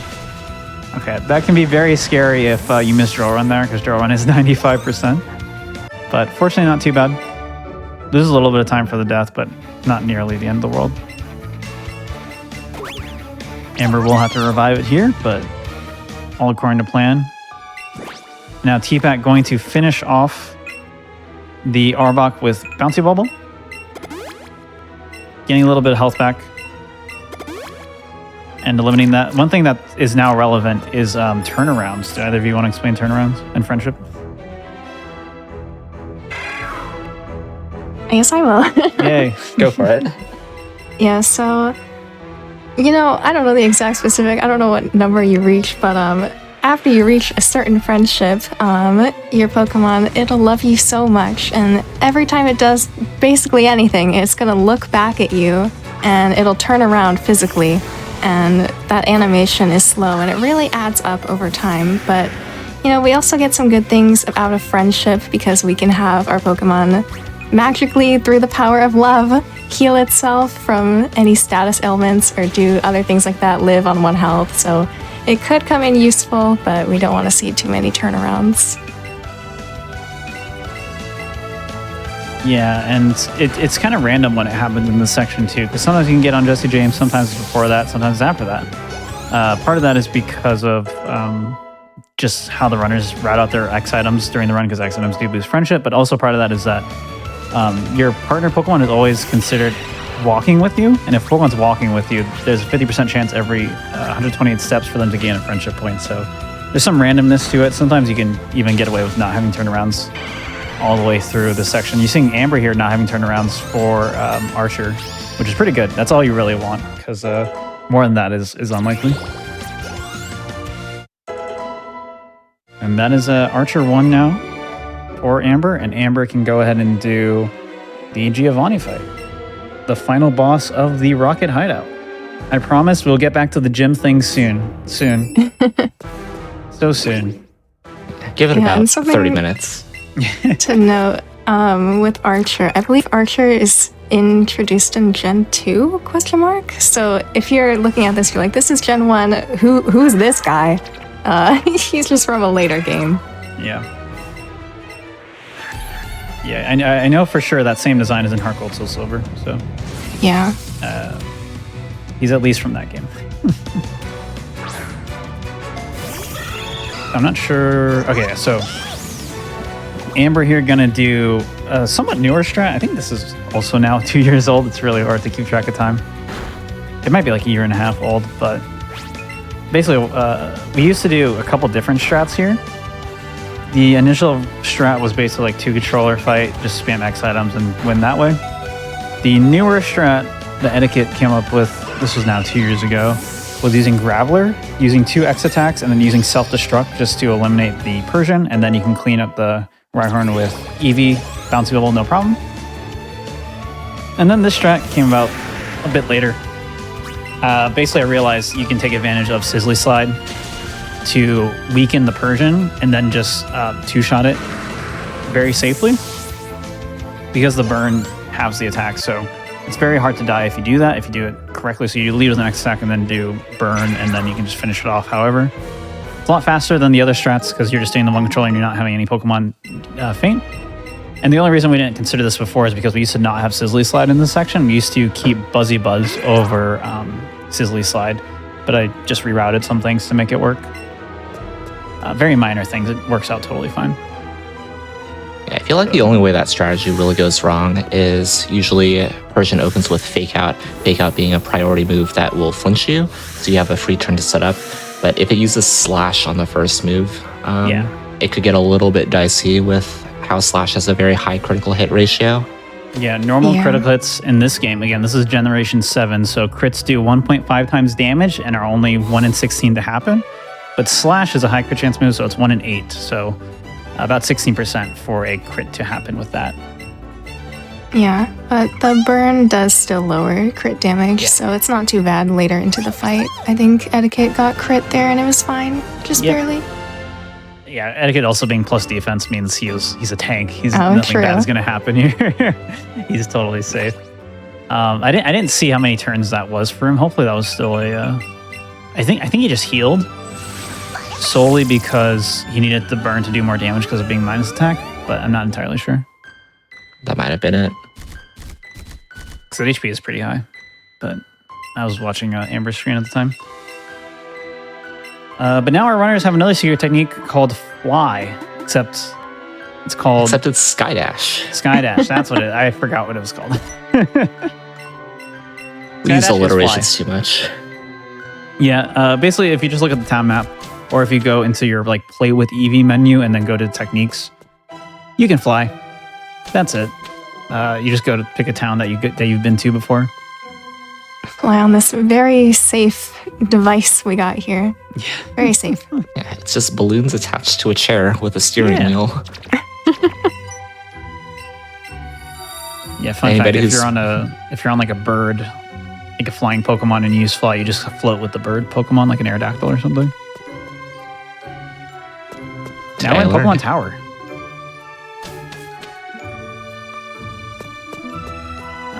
Very scary spinner sometimes there. The Amber just passed, no problem. Got a favorable spin cycle anyway, but even if it does spin to the left there, you can just hug the wall and it won't see you. You're mainly looking for a Ghastly here. I know we haven't caught Pokemon in a while, but we do want to get a Ghastly. It's a pretty cool catch to get because not only does it evolve in one level to a Haunter, but you can use it as your lead Pokemon for the next section because you have to run away from a Snorlax pretty soon. And again, our runners are all at 32 Pokemon except for Etiquette, who has 31. So catch count wise, they're all really close. And honestly, like, again, Etiquette, not that far behind in the grand scheme of things. If someone just has a really unlucky section with some fights later, that can change really fast, and Etiquette can still have a chance here. Yeah, and Etiquette's Eevee being minus attack isn't really too much of a thing here now because Glitzy Glow is going to be the move of choice here, I believe, and that is a special move, so it doesn't draw from that attack stat. Mm-hmm. Etiquette also does not have a Cubone, I believe, so he could go for that in Tower. There is a very low chance for Cubone to spawn alongside things like Ghastly and Zubat. Yeah, Cubone in Tower is actually optimal because it comes at a much higher level. So normally Cubone in Rock Tunnel comes at level 24. It takes 4 levels to evolve into Marowak. Catch it here, it evolves in 1 level. A lot nicer. It's just something you never bank on because it just never happens. So you just always catch someone in Rock Tunnel. I believe Cubone is actually more likely to spawn here, but there's a lot of like stuff in all these floors, and I think having so many things everywhere just really lowers the amount that spawns. Yeah, there's not that many. I don't know if it's just like spawn locations or just like working space for things to spawn. Yeah. Really clean catch for T-Pat there. Got really nice Ghastly cycle. And both Etiquette and T-Pat locking up their Ghastly. I don't believe Amber got one yet. No. And Amber running out of time, so might just not get one at all. Not the end of the world. Amber's catch situation seems pretty secure and pretty safe. Just doesn't need that much stuff. So, in fact, all of our runners have very similar catch situations. T-Pat now at 34 Pokemon with this catch in this evolution. Oh wow! Last going on a trip there. Yeah, a bit of a backtrack, but definitely worth it. One of the hard things with this run is figuring out when to walk back for Pokemon and when to wait and when not to wait, all that stuff. So. And there we saw the Nanab Berry, which will basically stop the Pokemon in their tracks, and it also slows down the circle moving. So, you know, if you really need that excellent, I guess you can sit and wait for it to be perfect. But right. You mostly just don't like the Pokemon moving around all wild, because then it's harder to hit.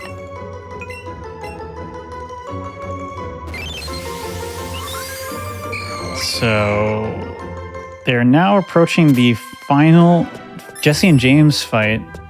That's scary, at least. There's one more Jesse and James fight, but it's totally free and fine. It's like a 2% chance of something bad happening. And even if it does happen, it just loses you a little bit of time. But Amber now going to go ahead and fight Jesse and James. They're basically the exact same fight as like 10 minutes ago, except slightly higher level with different moves. So you're going to see basically the same strat, though, I believe. Actually, I don't think you're going to see Rhyhorn. I think you'll just see normal. I don't know what Eevee does here, actually. It's been a while. Yeah, I think you don't want to use Rhyhorn because Weezing has a Dark Pulse. Mm-hmm. It's pretty likely to use it, and Dark Pulse has a chance to flinch. So you might just do the normal, like, X special Eevee strat here. Yeah. Rhyhorn's still, like, totally fine to have out here because it's pretty bulky, but it's bad to attack with because it's just so slow and will get flinch. There's what a turnaround looks like if you didn't see them before. Then you basically just keep healing whenever you get hit and finish up the fight with Eevee.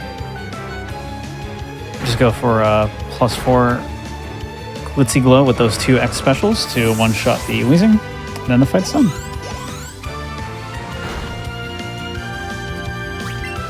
Yeah, sometimes you can get the one-shot on the Arbok, and it saves a good chunk of time if you do get it. Because then you just instantly go for the one-shot on the Weezing too, and you're good. But no one here has good enough EVs for that, so you're not going to see it.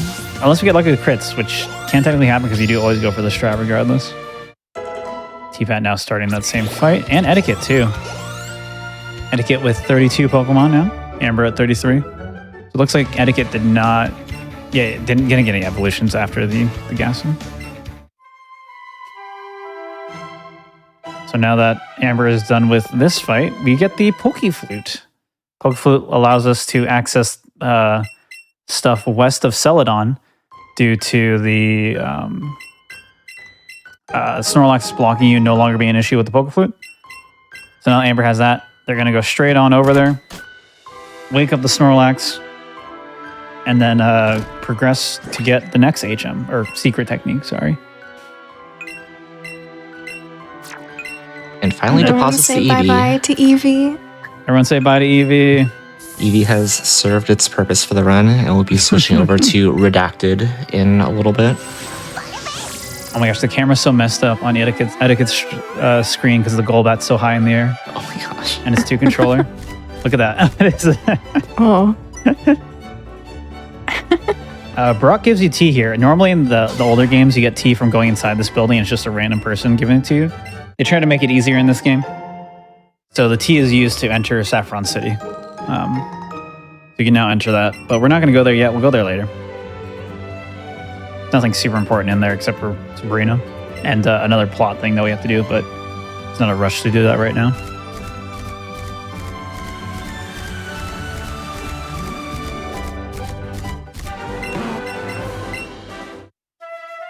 So there's Pokeflute.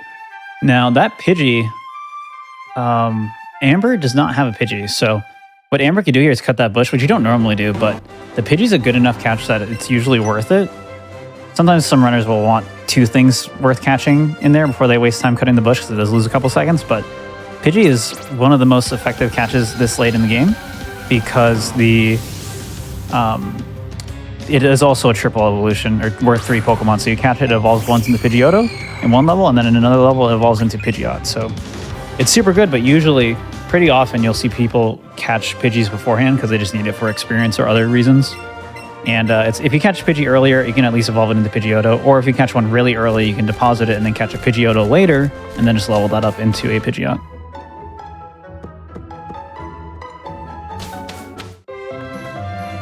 Some party management here now for Etiquette. And Amber now rushing Route 17. What stuff do we have to catch here? Got lots of things here, but things we definitely want are Ponyta, or I guess you could just get Rapidash too, to ride because they are very, very fast and good. And we also like Doduo for some safety stuff in a little bit here. But there's also Psyduck, Pidgey, Pidgeotto, Rattata if you haven't gotten it. Yeah, Amber getting that Pidgey without having to cut the bush is really good here. Yeah, moving along their way. For Amber. And yeah, really the only true required catch here is the Ponyta. Mm-hmm. It is so much faster than Rhyhorn in terms of movement speed. Again, I mentioned it earlier, but it is maximum speed. It and Aerodactyl are the 2 fastest Pokemon, so you definitely want it, and you do need it. It's just whether or not it cooperates with you. There's so many other Pokemon that can spawn here that sometimes you get trolled a little bit. You typically just want to see as many of Ponyta, Doduo, Psyduck, and then the bird, either Pidgey or Pidgeotto, depending on what you've caught already. As many of those as you can. Pidgey and Pidgeotto, you can technically catch, you have one more chance to catch later. So it's not the end of the world if you don't get them. But Ponyta is super, super essential here. Going to be riding it the rest of the run. It's also a good doubles battle partner. So now T-Pat will finally be free from having no Rhyhorn. As soon as he gets a Ponyta here, then he can evolve it immediately and start riding it and be in a great position. Hopefully he sees one very soon. Okay, he got a Doduo first, which is fine, because he has to run so far. It's okay, another one popped up. Yeah. Yeah, very lucky. I believe you can ride Dodrio. It's just really slow, right? Yeah, you Yeah, can. it doesn't give you any movement speed, I believe. It looks It might cool, be like though. Rhyhorn tier, I think. Yeah, probably. Side up for Amber. Now Etiquette also entering Route 17. Yeah, there's an Eevee. Oh, You did not Forget want to it. catch that.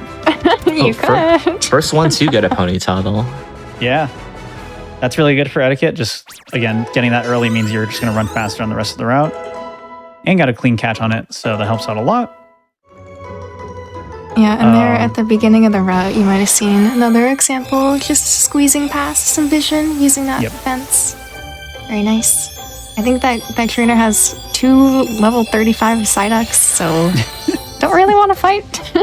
Yeah, hitting Yeah. any trainer on this route or the next place you go to is so bad because you don't have your new main Pokemon yet. So you just have this underleveled Eevee, which is not going to cut it at all. Side up for T-Pat. No ponies still. Amber will continue the pony hunt in just a little bit once these evolutions complete. Amber withdrew that Abra from earlier and finally got it to evolve into Kadabra. So easy peasy. We picked up some items on this route too. We got another rare candy, an elixir, which we're going to use at the end of the game. Or no, we're going to use this one in Sabrina, I believe. And then some of them, I don't know if any of them picked up the super lure, but you can also pick up super lure, which is just a lure that lasts longer. Yeah, if you need it, you can grab it. Ooh. Jump scare Dodrio for Amber. There's Etiquette instantly evolving the Ponyta, as we mentioned, to just immediately start running fast. Doduo for Amber. So Amber has caught everything that they want outside of Ponyta at this point. Amber also low on Ultra Balls. I think that was only 3. It should be fine. I think Amber only needs Staryu and Coughing. No. Also, no, because Amber can cut Coughing now. Yeah. Right. They have 52 planned, looks like. Oh, this is going to be interesting then. They probably either... Well, okay, this is an interesting scenario. So this is kind of one of the intricacies of running this game. So if Amber fully evolves Pidgey, then they now have an odd catch count with catching everything else. Because everything else also evolves one time. So that'd be at 51 total planned, which, again, you don't want to do any extra Pokemon beyond 50 because then you're just losing time. So you have a couple options here. The fastest option, technically, is to still fully evolve the Pidgey and then not evolve Doduo. Because Doduo learns a move on evolution. Learning move on evolution loses like another 10 seconds. But by doing that, you lock yourself out of the safer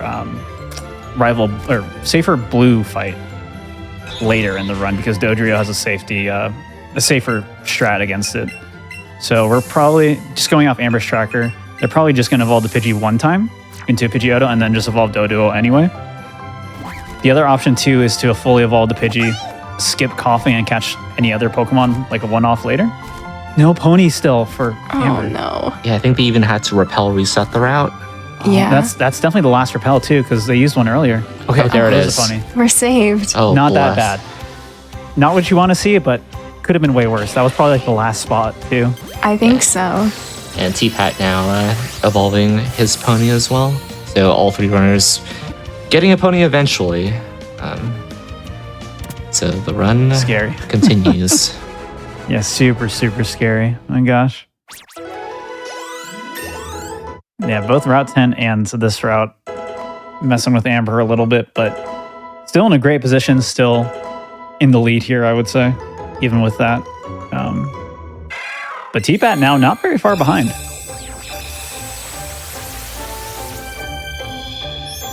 Etiquette also still not very far behind. Again, all it takes is like some bad Hydro Pump misses later in the game, and it can all come back into Etiquette's favor. Because chat, unfortunately, I know we all like catching Pokemon. We are almost done with the catching section. Is everyone sad about this? I'm sad about this. Yes. And then we just become a boring Pokemon speedrun for the last hour where we just do a lot of fights really fast. No, it's not boring. Keep watching. We'll convert this to all obtainable Pokemon soon, don't worry. Yeah, we'll turn it into a catch 'em all. It'll be fine. Don't worry, chat. Yeah, no shinies so far this run either, which is unfortunate because right before this run started, Amber was just surfing around waiting while we were just like waiting for PB Precipice to end. And Amber found a shiny Staryu and caught it. It happened while I went up to the bathroom too. So I guess maybe Amber can flex it after the run. Perhaps. Yeah, we'll see a shiny Staryu later. In one of these races, we'll get one.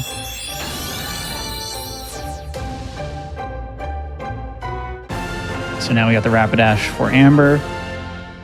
Some more levels here for Etiquette. I think Etiquette's now done catching everything on this route and will progress. Trying to look at catches again here.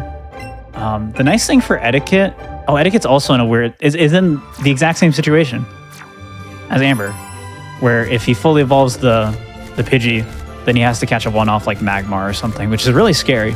But it does look like what he's going to go for here. That's what he's planned already. The safer thing to do is just catch Coughing and then just not evolve it.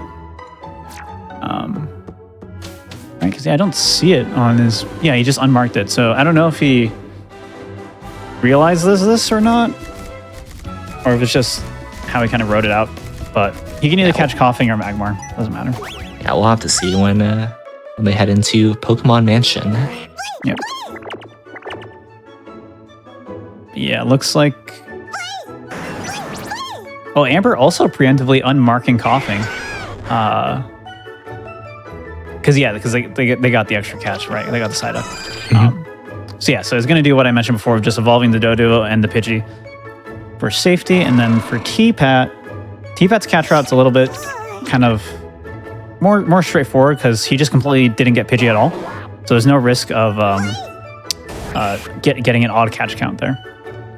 And yeah, the only reason Amber's not evolving the Pidgey all the way is because you don't want to evolve and get more than 50 Pokemon, but you also want to evolve out the rest of Amber's Pokemon, specifically the Dojo, because you want the Dodrio for a later fight. So by not evolving the Pidgey all the way, it gives you that slot to give to the Dojo instead. Did we see the Staryu CP? I didn't see it. I think it was like 1022, something. 1029. But welcome That's pretty to low. what the redacted Pokemon is. Surprise. Yeah. Surprise. It's Staryu evolving to Starmie, which is the new main for the rest of the run. Yeah, we're going to be using Starmie. It's basically the perfect Pokemon for this run. It's another one of those perfect storm things where its combination typing of Water and Psychic is just amazing for the rest of the run. There's very few things that stop you. You can hit super effective or like really neutral into everything except for like one Pokemon. And it just has a really good moveset. This Staryu comes with Bubble Beam, which no one cares about. Some other water move, Recover, and it's Light Screen, Recover, and no, it is a different water move. Yeah, something like that. But more importantly, you can teach it Scald, which you got from Misty. You can teach it Hydro Pump as you level it up, and you can teach it Thunderbolt and Psychic. Oh no, it has Psychic. That's the other one. It has Psychic. So really good coverage, really good moves.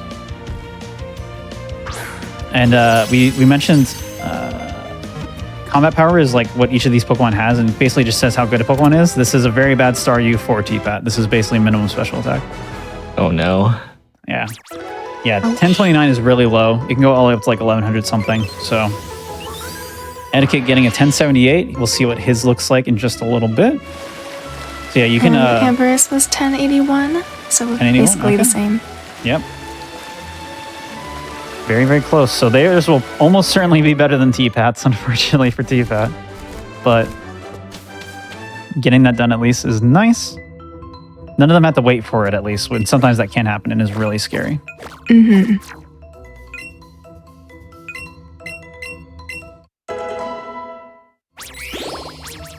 Oh, that's a really good start. That is pretty good for Amber. Very solid special attack. Very solid speed. That can be the one thing that just catapults Amber to victory here. Like, a good Staryu just makes such a big difference in some fights. Now, if you're doing safety strats anyway, it actually doesn't matter that much. And depending on how far ahead or behind Amber is later in the run, this good star might not matter. Etiquette's going... Oh my gosh. Etiquette's out of Ultra Balls. And Great Balls. And he's just going to send it for this Weezing. Oh no. Because he only needs one Pokemon. He was like, I might as well try it, but then he lost all of his Ultra Balls, so now he has to go for this coughing catch.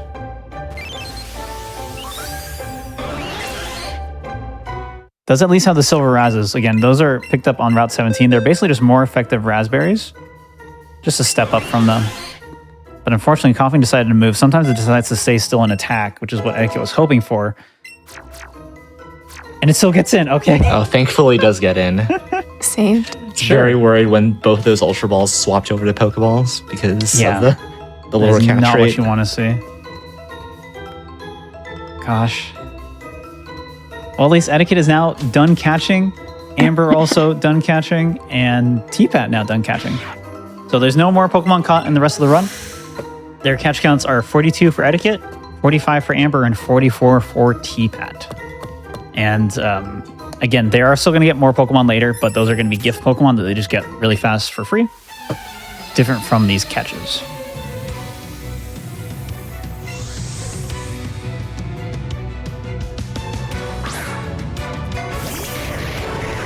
Ted is coming up here. One of the scarier fights in this section.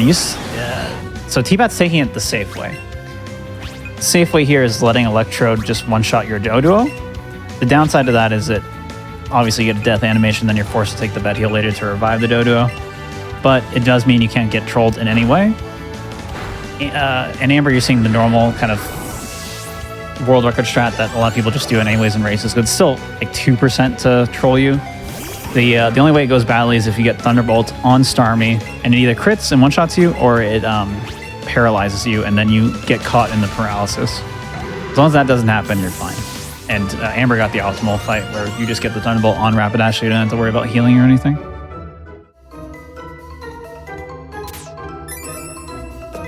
Going down more into Mansion. And then once Mansion is done, we're finally going to see another gym leader. Oh my gosh. Yeah, if you haven't figured it out yet, the next gym leader that we will be fighting happens to be in the same town as where we're at right now. Good old Blaine. Quiz time. Let's go. This is like the scariest spinner that Amber's passing right here. This has an Electabuzz and will just murder your entire team because Starmie's not good enough to deal with an Electabuzz. And it gets hit fairly often because sometimes people try to YOLO the spinner cycle. I try to YOLO it very often. Especially on mediocre runs. There's a rare candy above Amber there, but you don't really need to grab it. He's going to grab this max elixir though. And we'll use that later in the game.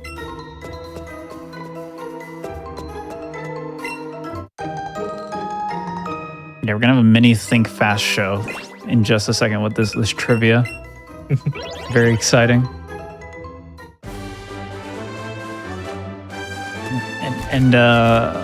Yeah, so again, anyone who's come in late, if you're wondering why we have all these extra Pokemon, is because we have to catch 50 Pokemon for Koga. And it is also why we have to, we end up putting off Koga till the very end as the second to last gym leader. The last one we are allowed to make our last one. Because the more time we delay, the more time we have to get other Pokemon. So our gym leader is really funky. We're going to fight Blaine here, and then Surge, and then Erica. So we're going 1, 2, 7, 4, 5, 6, 8. Write that down. There's going to be a quiz later. But not for this quiz. Not this quiz. This is a different quiz. I feel like Growlithe is also a Spitfire Pokemon. It surely spits fire. It does. I mean, Arcanine is like the legendary Pokemon, is it not? Yeah, I think, is Growlithe the puppy Pokemon? Like the fire puppy Pokemon? I think it's something like that. Growlithe Pokédex.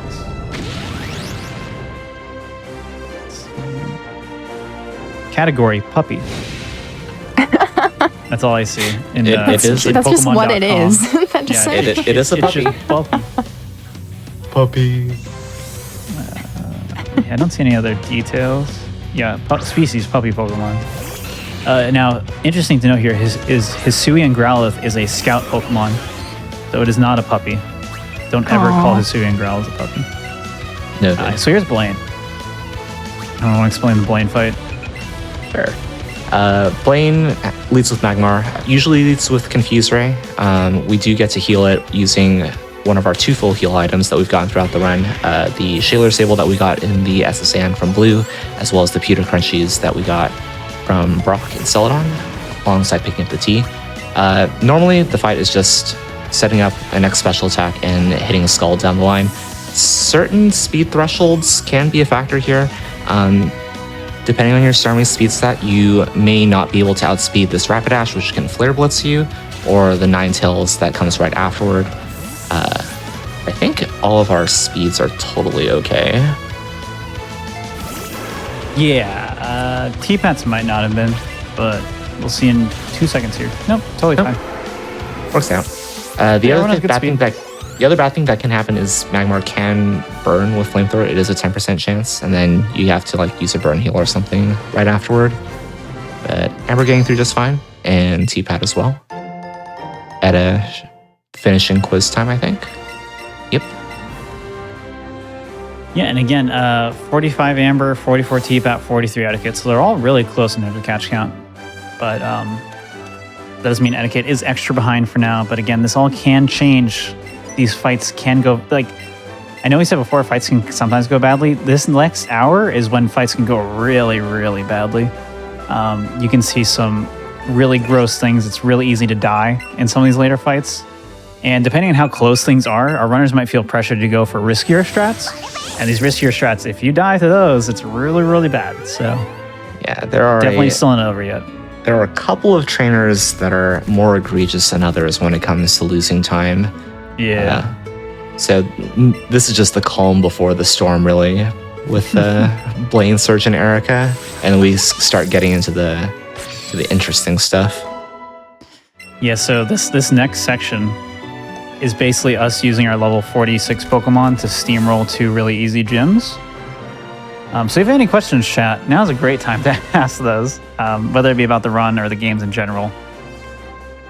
We didn't do too much comparison to Pika stuff during the run, but from here on, Pika is almost exactly the same. The only real difference is your rival has a Jolteon instead of Raichu, and the Jolteon's harder to kill, so you usually have to put in a little bit more work to deal with it. It only really matters in one fight. And then, other than that, the Pika run doesn't actually look too much different from what Amber did, because you also rely a lot on Nidoking.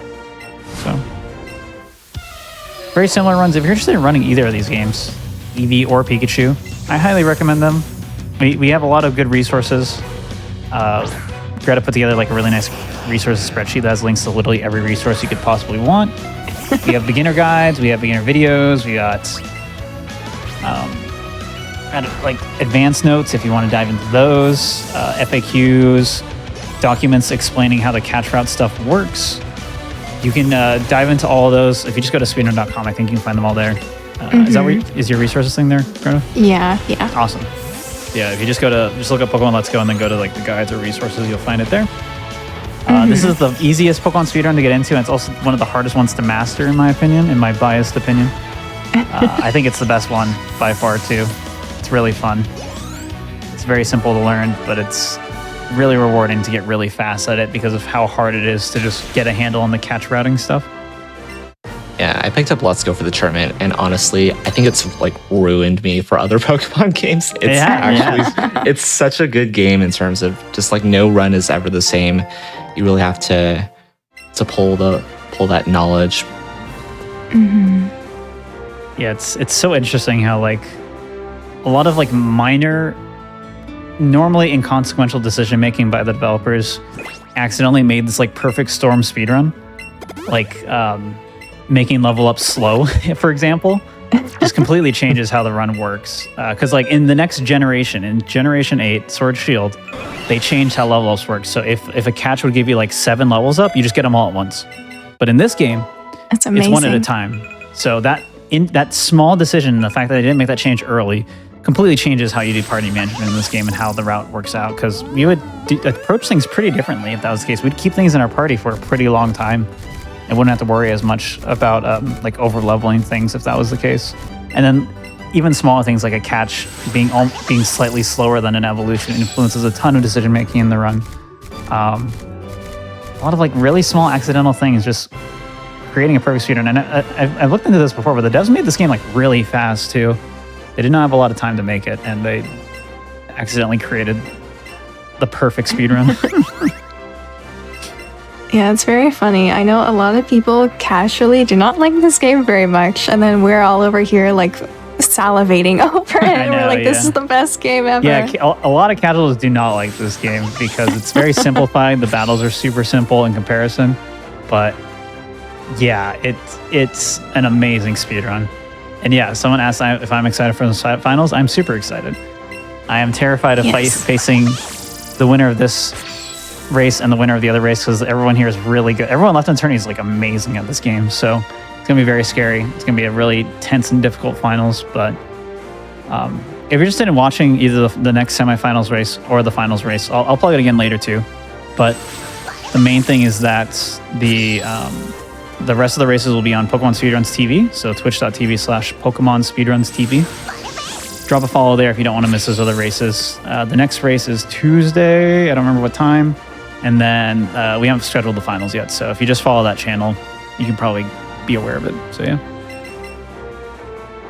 But now we're getting to Erica for Amber. I also think it's pretty interesting how this run, despite having to catch 50 Pokemon, isn't that much longer than like the Gen 1 and Gen 3 counterparts. Mm-hmm. It's pretty interesting because Fire Leaf Free 90% is just over 2 hours. Red Blue is like 144, but that is with like being able to skip an entire section of the game because of the Pokédoll glitch thing. Mhm. So, and also having like instant text and no cutscenes, right? So the fact that this game is only like an hour longer than those ones is kind of wild with how much extra stuff there is in this game. So part of it is the fights just being a lot more manageable than both games, especially in Fire Leaf Green. Fire Leaf Green, a lot of the fights are a lot more stressful and slower. Yeah, I want to say You're this just is one-shotting things all the time. I want to say this is the shortest any percent speedrun out of these Switch Pokemon games. Well, not counting BDSP any percent. Not counting BDSP any percent. That is true. That one doesn't count. We But can yes, talk about. in terms of glitchless any percent runs, yes, this is the shortest one. Etiquette, 2 seconds ahead of T-Pad in the puzzle. Super close race. If you're wondering what the gym requirement is for Erica's gym, it is to show Erica a cute Pokemon. Chat. Who do you think? What do you think is a good cute Pokemon? Who is I the know, I cutest know. Pokemon? I know. You'll never guess what I'll say. Muck. Ah, yes. Weezing. Alomomola.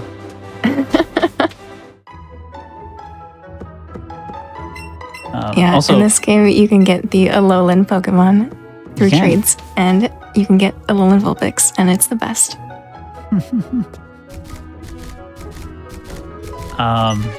Also, yeah, catch count update because while they haven't caught any Pokemon, they have had some evolutions. So Etiquette now with 44 folks, Amber with 45, and T-Pat with 47. So T-Pat's still not that far behind Amber. Still behind, but does have 2 extra Pokemon, so not nearly as bad as it looks. Etiquette still a bit behind, but again, anything can happen, especially because coming up, not this fight, but the next fight is one of the worst in the entire video game. So this first fight before that, though, was Blue. We're finally fighting him, or the guy who should have been our rival in this game. He has 2 Pokemon. He has one of the only Pokemon in the game that like resists your Starmie that you have no coverage for, and it is Executor. Grass Psychic type, and as a result, your Water moves don't do anything, Electric moves don't do anything, Psychic moves don't do anything. So instead, you use a different Pokemon as your helper.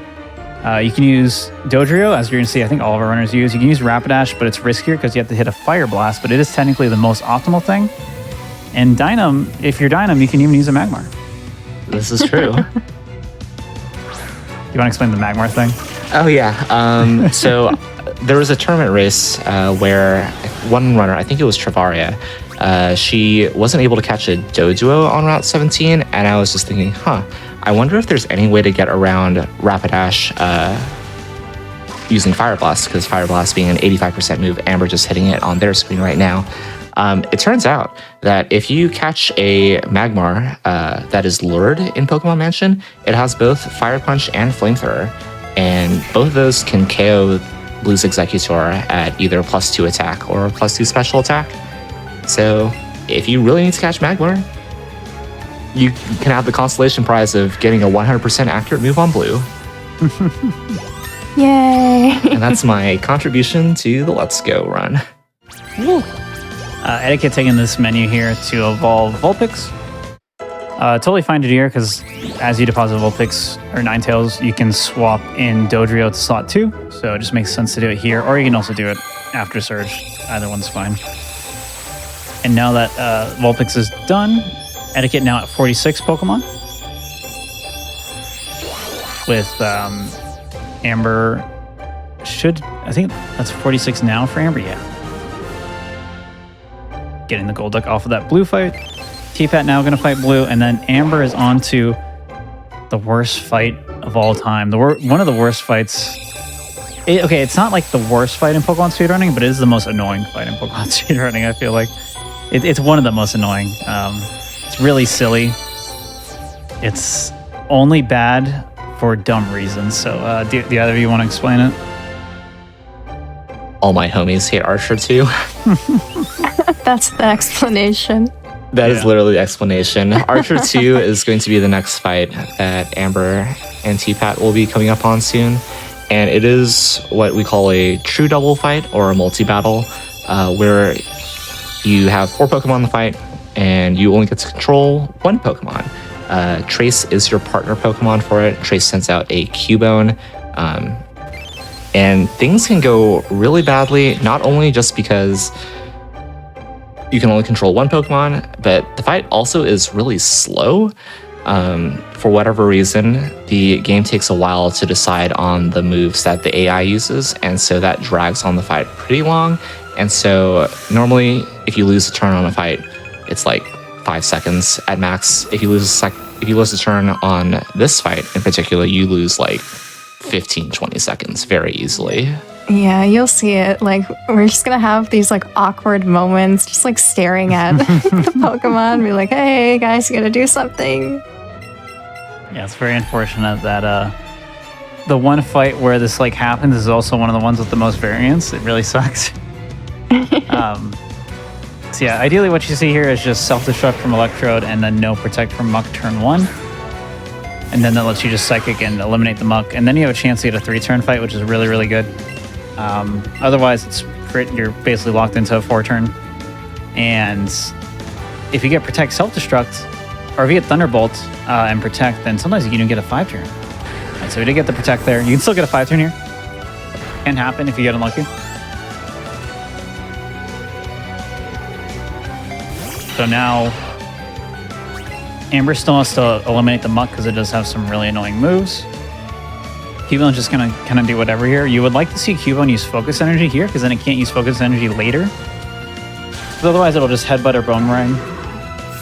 Boomerang's not going to do anything to Golbat. Headbutt also will do no damage. Okay, we did get the Focus Energy there, but the Crunch does hurt a lot. This Raticate will spam Sucker Punch, but that's all it really does, so it's not worth trying to knock it out immediately. We're going to take out the Golbat because it's a much bigger threat and let the Raticate Sucker Punch. And it went for Cubone. That's so lucky because if Amber got hit there, there's a good chance Amber would have had the heal. Oh, but the Headbutt. No. Okay, there's still a chance. I think if you double crit Boomerang, you still get the 4-turn here.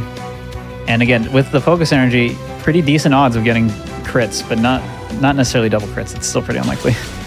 Yeah, the move that you definitely want to see out of Cubone is Boomerang because it'll do the most damage. It can likely 2-shot the Raticate, but Yeah, only one only crit, one crit. unfortunately. Yeah, so Amber going to play it safer. You can just try to attack and then hope Cubone finishes it off, but I'm just going to heal here instead. A little bit slower, but Cubone at least did her job and eliminated the Eradicate. And then on T-Pat's side, T-Pat got a different version of the fight where the left side basically got eliminated easily first. I'm assuming that means that means he did get he probably got what, no Protect Thunderbolt then? Yeah. So this is the version of the fight that is very safe, basically, because Raticate will be gone because the Self-Destruct went off on the Raticate. And and then Cubone cleaned it up, and then you just finish off the right side. You don't take any more attacks. So super safe version of the fight. Still pretty fast and still a 4-turn. Definitely one of the versions you want to see. I see the self-destruct on etiquette screen. With a protect. Ooh, unfortunate. Yeah, those stats are pretty mediocre for etiquette, despite having the high combat power. And Golbat out second is also not what you want to see. Because Golbat, we fortunately didn't see it on Amber's side, but when it goes for crunch like that, it can lower your defense, which is really scary. Actually happened to me in one of the tournament races and almost... No, that happened to me on world record. Yeah. Oh. I forgot about that. Yeah, I had to like heal twice or something on Archer to deal with it. Yeah, because crunch lowering your defense means those sucker punches hit super, super hard. Yeah, very scary.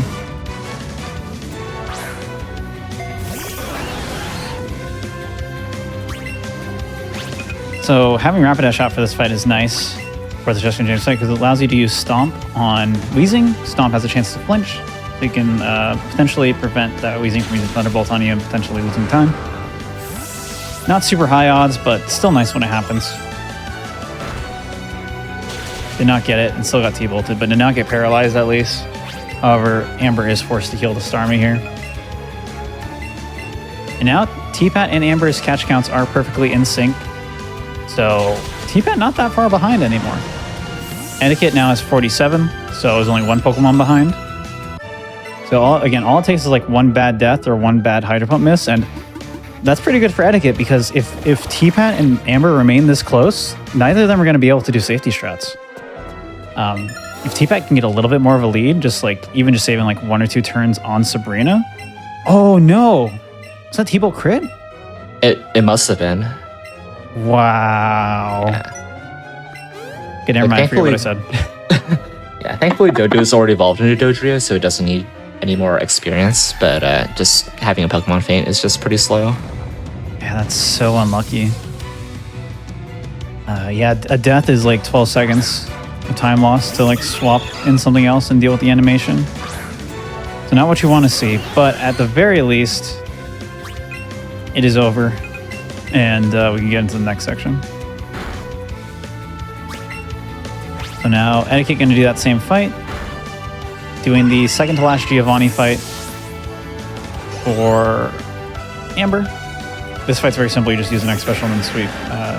Gives you a free turn because of the fake out, so totally fine. Nothing can really happen there. Nothing bad can happen, so. At the very least, T-Pat, I guess, didn't take damage on Starmie from Thunderbolt, so that's positive, I guess. Very small consolation prize. Yeah. But yeah, as I was saying, if Amber plays a little too safe, then T-Pat will catch up, and then Amber can no longer play safe. So this is where things get hard at these high-level races, is balancing the safety strats with the unsafety strats, I guess.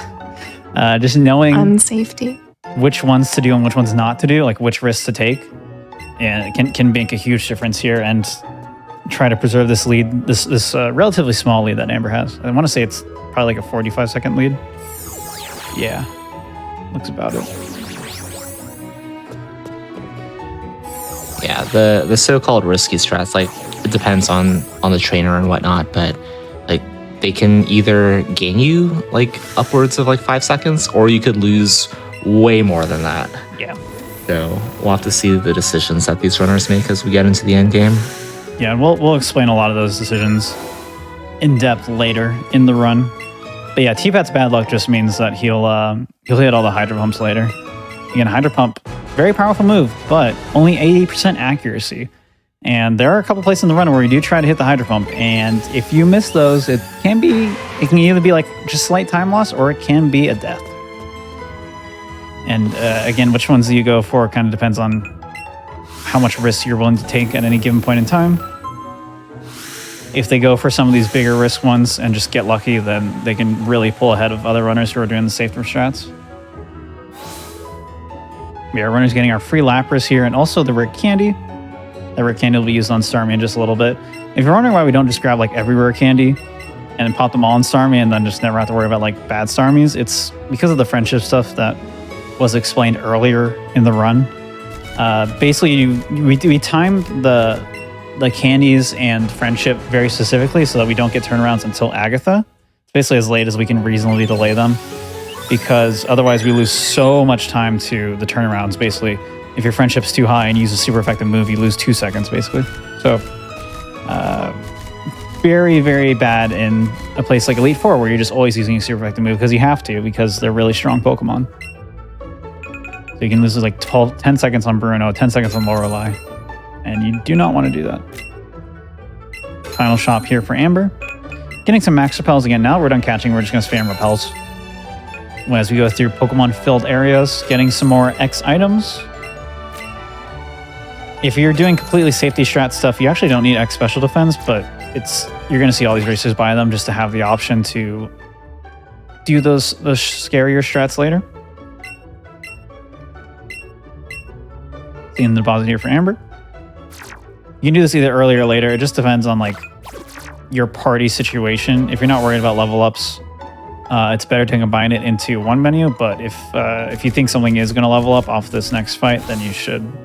Then depending on, it's really dependent and it's really situational. But Yeah, for Amber, I think it was just depositing there to get rid of the Pidgeotto, so as not to get so the extra evolution to Pidgeot. Yeah, because normally tracking experience on everyone's pretty hard like that to make it worthwhile, but definitely reasonable. You can just cancel the evolution if it starts to happen, but it's still slow.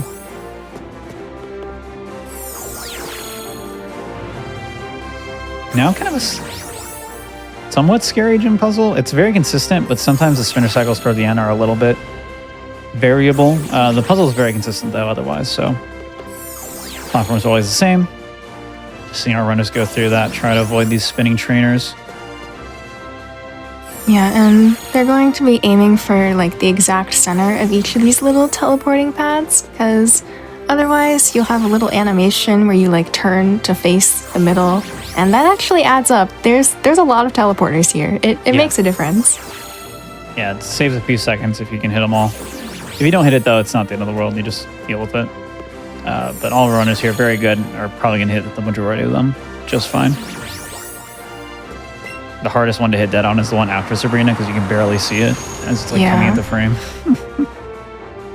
So yeah, now it's time for Sabrina. Who wants to explain Sabrina? So Sabrina, we like to see light screen turn 1. That's generally the fight that usually happens. We're going to be setting up a couple of X special attacks as well as an X speed to kind of just stall out that light screen, and then aim to make sure that light screen will fall by the time that we KO the Mr. Mime. That way, because Alakazam is going to show up later, and we want to one-shot basically everything that comes after it. So just taking the light screen turns here to set up 3 X items and hit Scald twice presumably. And then by that time, because light screen takes 5 turns, will expire by the time Alakazam comes out. You should be able to finish up the fight very cleanly. There is a world where you either don't see light screen turn 1 or you see light screen turn 2, and then you just kind of have to adjust on the fly based off of what happens. Yeah, if you don't see light screen at all, it's really good and you can save time on the fight. It's extremely rare though, because it'll pretty often use it. But if you get a turn 2, you just have to stall a turn, which is slow and not what you want to see. T-Pat got it, but he missed the range. Wow. No Oh way! my gosh. What? So yeah, what? Did mine just not? He missed the range and it went for the light screen. Oh, That's so no. bad. Oh, That's no. turn 3 light screen. That is so unlucky. It's just because he got the minimum special attack Starmie. This would never have happened otherwise. Wow. That was definitely like a favorable range too. Yeah.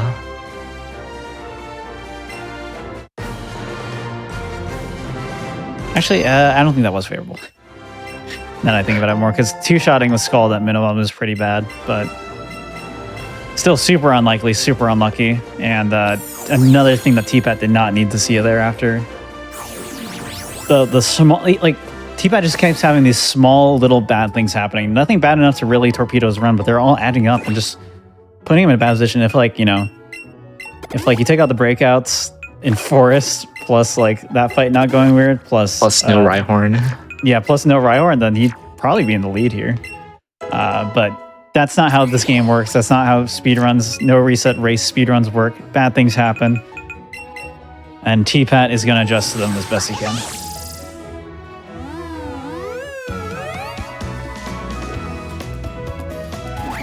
No, so yeah, plus 2 Scald is a range to 2-shot. Or sorry, plus 4 Scald in light screen is a range to 2-shot. So that was still a range at plus even without the light screen to 1-shot. Dang. Worth And noting it's very that common to not get the 2-shot at minimum, so I think that is not, it might not be a favorable range. It's favorable to 2-shot because of burn, but right. We did see the burn on etiquette screen. Starmie's first Scald did do less than half, but usually, as we said before, burn status effects pretty bad because it lags. But in this case, helping out etiquette to get to that over 50% damage for the first Scald. yeah, really nice to see. To get that at least, really good.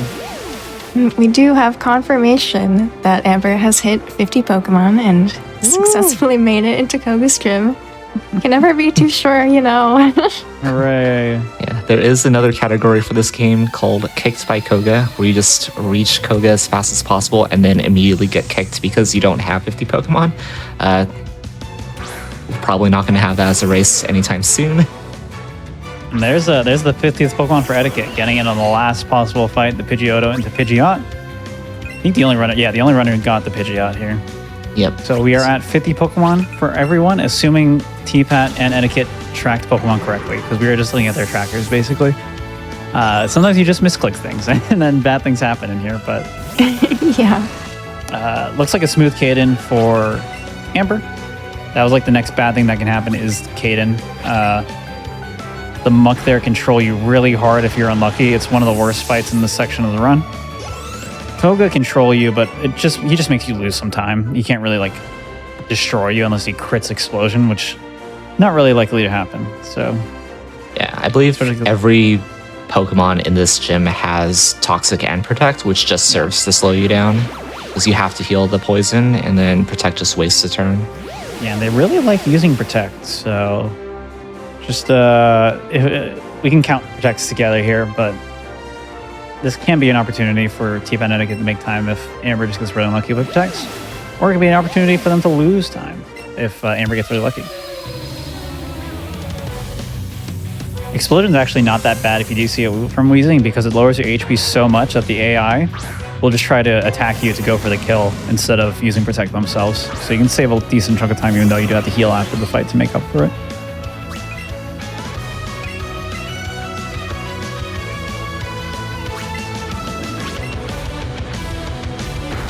Amber is able to get away with using Scald for the first 2 Pokemon of Koga because of how good the special attack is on their Starmie.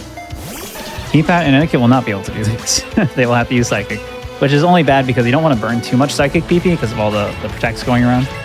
Can be bad. But being able to Scald means you just never run out of Psychics.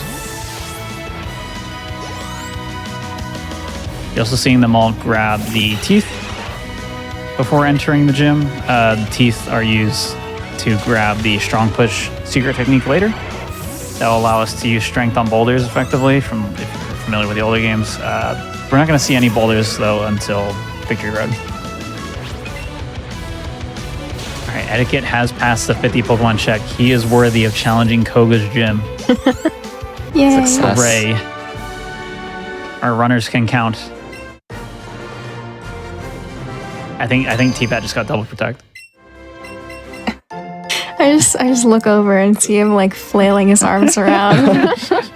Dude, T-Pat is getting so unlucky. Yeah. Oh my gosh. No Protect there at least. Then partially makes up for it. And now Amber's going to go ahead and get that Strong Push technique that we just talked about. Etiquette's going to start Caden here, leading with that X Special, hoping for nothing bad. You don't want to see minimize turn 1 Protects. Perfect. Because even though it fails there, they're not even going to try to use it again. Most of the time.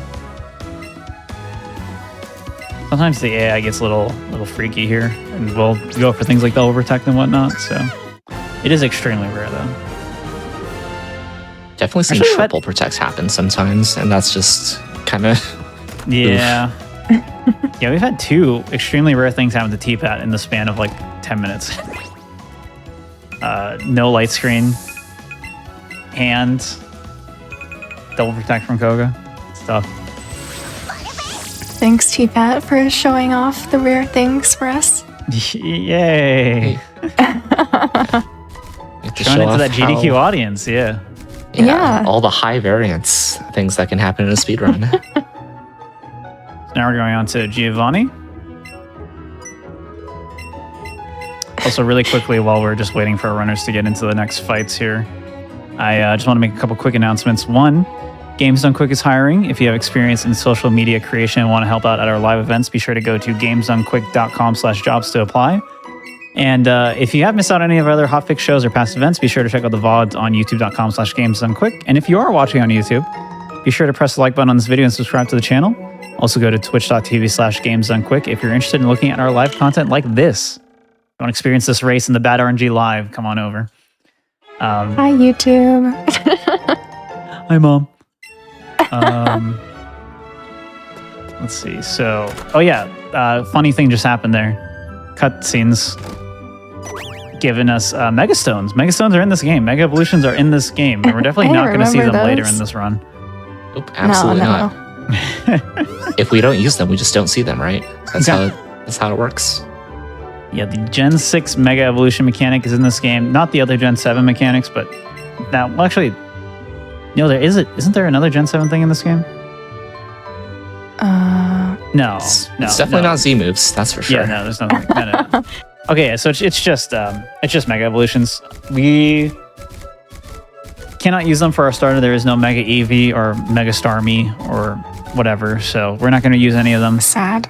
They're also really slow anyway. They have really long animations. But at least we are now into Giovanni's gym, the final gym for Amber here.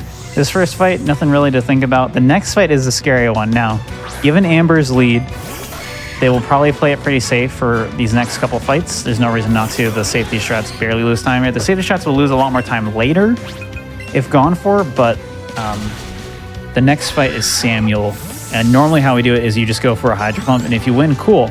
If you miss, that's really bad, because it'll just kill you with Mega Horn most of the time. Or it will miss Mega Horn, and then you try to go Hydro Pump, and then you miss again, and then it goes for Mega Horn, and then it kills you. So, very scary. You can just 2-controller the fight to safely get past it. We'll see what Amber decides to do here. Yeah, if Amber decides to do for the 2-controller strat, which they are going to be doing, I think their Starmie has a special attack to just go ahead and Psychic Stomp the Nidoking. The alternate version, if T-Pat and Etiquette choose to do that, is hit Scald on the Nidoking and then set up an X special attack with Rapidash, depending on your special attack.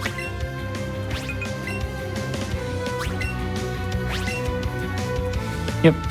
So, nice to get away with that version of the fight. Almost got the kill there, too, with the Psychic. Jeez. I haven't actually looked at Amber's special attack in a while. We'll see it on Giovanni. The next fight is just a grab where you just use Scald. Nothing really to think about there. And then after that is Giovanni, the final gym leader. I believe probably all of our runners will be doing the 2-controller strat, although I think, so Eevee version, I think you just have the X defend if you bought it. So they may have it in, like T-Pat or Etiquette may opt to go for the 1-controller strat instead. Yeah, I did see Etiquette buy the X defense in Saffron. Okay, yeah. I think likewise for T-Pat. Yeah, I think Eevee runners just do that. I don't know if Amber does that. I do not buy the X defend at all. No, Amber bought Expedefs. Yeah. Yeah, I think it's better just to commit to it, honestly, and not waste time buying it. But it does technically save a few seconds to go for it and get it, even though you are buying the X defense. It can be a little slow. So T-Pat does hit the Hydro Pump. Relief. Yeah, finally something good has happened to T-Pat. Woo! Yay! He definitely needed that. That does save him like 12 seconds over Amber. I think it's 10 seconds, actually. And if he goes for the one controller here, then he can save a little bit more time as well and potentially start making up this this deficit.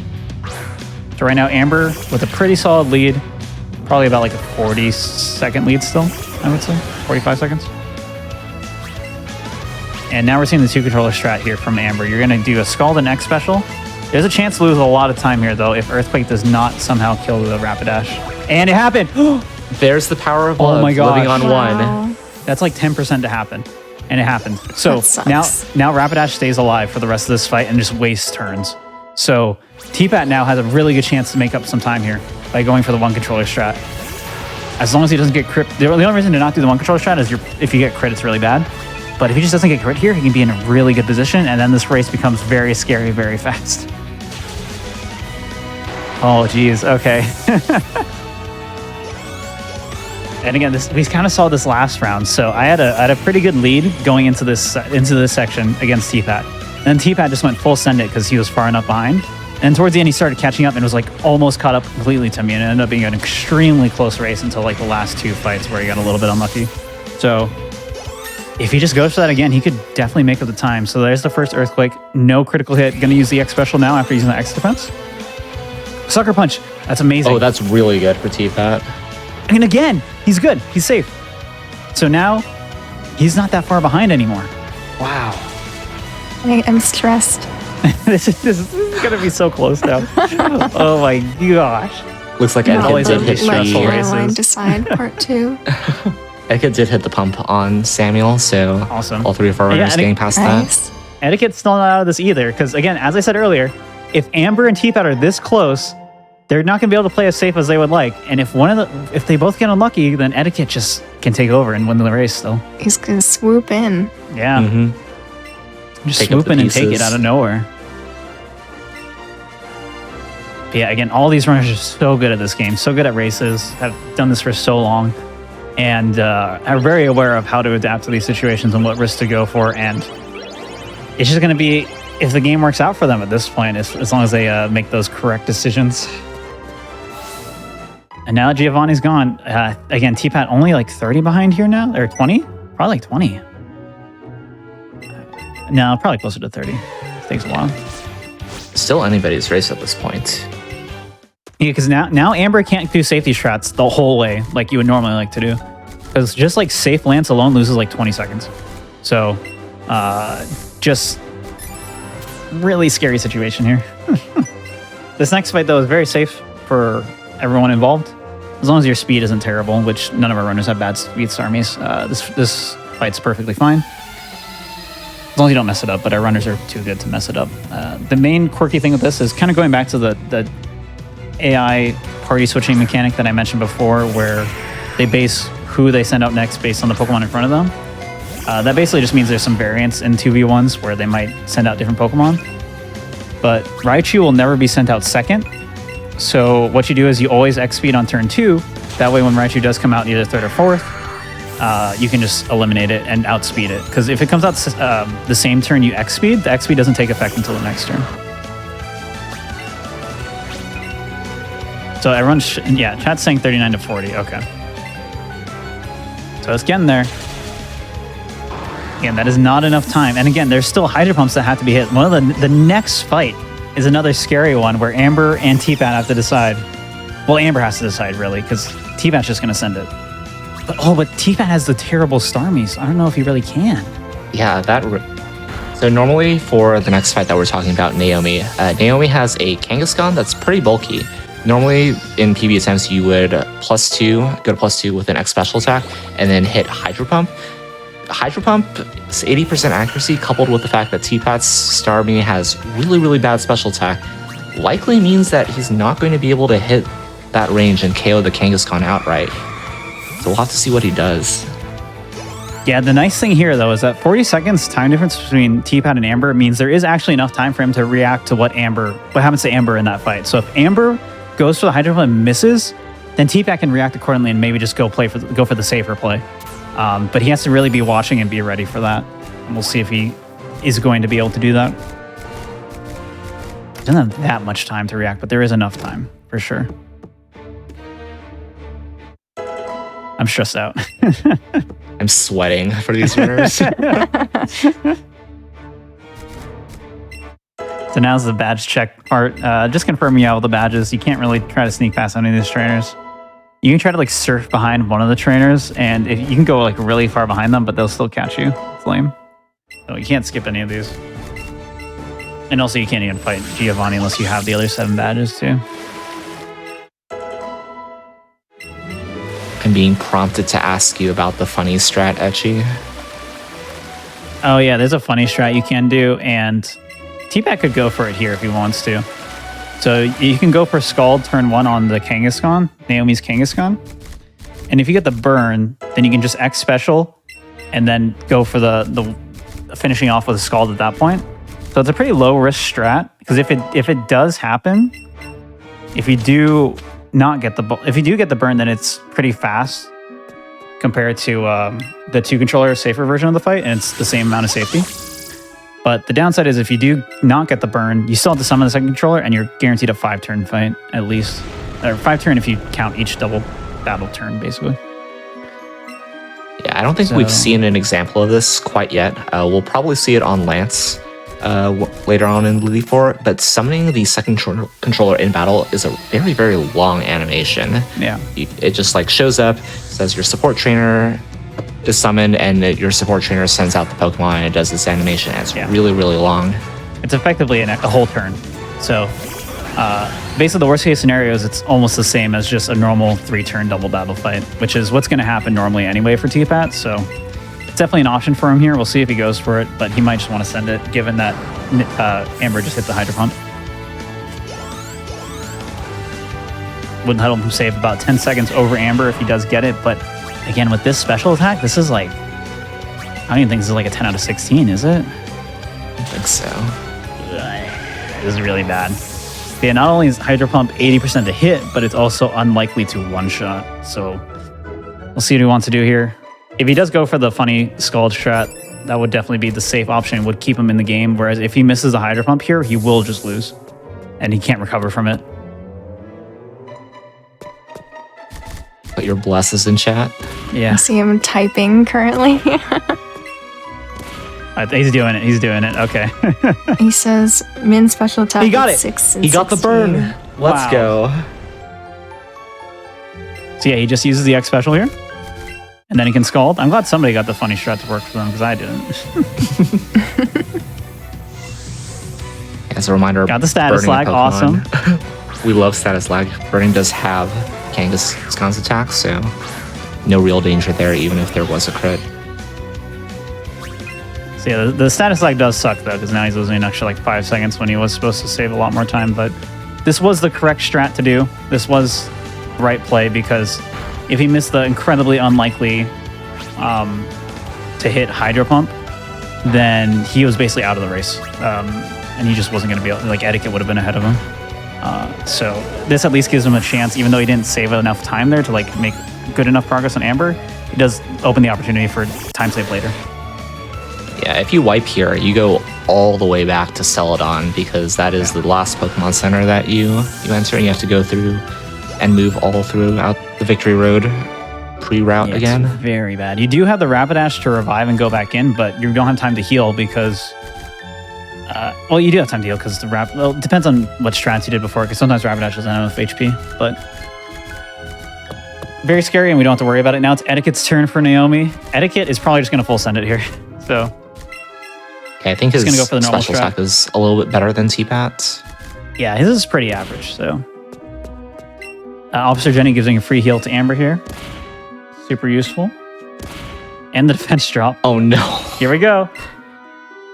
Okay. Etiquette is through. His race is not over yet. His tournament life lives just a little bit longer. There is still hope. Okay, so totally fine Juggler Nelson fight for T-Pat. A small trainer skip here coming up for Amber. Usually not a problem for runners of this caliber. It's a very tight trainer pass though, and it is easy to mess up, and it can happen on a run like this, so... It's just a very high pressure situation to pass. That was a scary one. But Amber handling it, no problem. And now here's Caroline. Scary fight here because you do always go for the Hydro Pump on Jinx, but Jinx has the ability to put you to sleep, does have the ability to freeze you. So if those things happen, or if you just keep missing Hydro Pump, you will lose a lot of time, but it is not really a scary fight in that sense. It's hard to lose the run to this, but it's easy to lose a lot of time. Really, the only dangerous fight really is Naomi's Kangaskhan. Everything else just really loses you time. Yep. And Amber getting that Hydro Pump there. Easy peasy. Etiquette Starmie avoiding the Hypnosis. That's always really good. And the second one hits. Not getting the second time. Commentator's curse, Etchy. You know this. Unfortunate. Oh, talking to Rapidash. Happens. It does happen. So that is Caroline done for Amber. Caroline starting out for T-Pat. He just needs to hit this Hydro Pump as well, and then he can still be in the game. It's so unfortunate here that T-Pat Starmie is just as bad as it is, because if they had like flipped Starmies, then T-Pat would totally like have a really good chance to catch up here. But Amber Starmie being this good means that they can not even have to worry about doing like safe Lorelei. They can just send it on Lorelei and don't really have to do any safety stuff until Lance. And by the time Lance comes around, they might have a good enough lead at that point to just go for it. Whereas even if T-Pat does like a really risky Lorelei, his Starmie's so bad that like it's not going to help enough probably. This is the most riveting gameplay on Amber's screen. I love Push Boulder Simulator. Push Boulder 20 times for 37 seconds. The video game.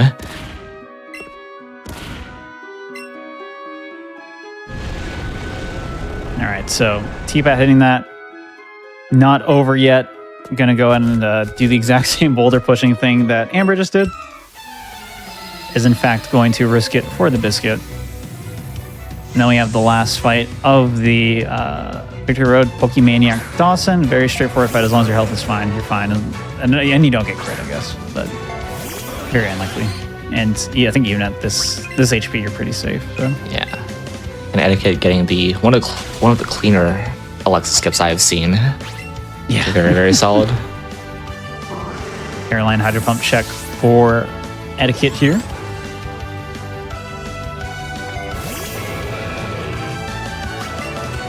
See what he gets. If he can get that Hydro Pump as well. Nice. Hydro Pump accuracy pretty good from all. I don't think anyone's missed, right? Yeah, and Etiquette even hit a Hydro Pump on Blue's Charizard way earlier. Wow. Yeah.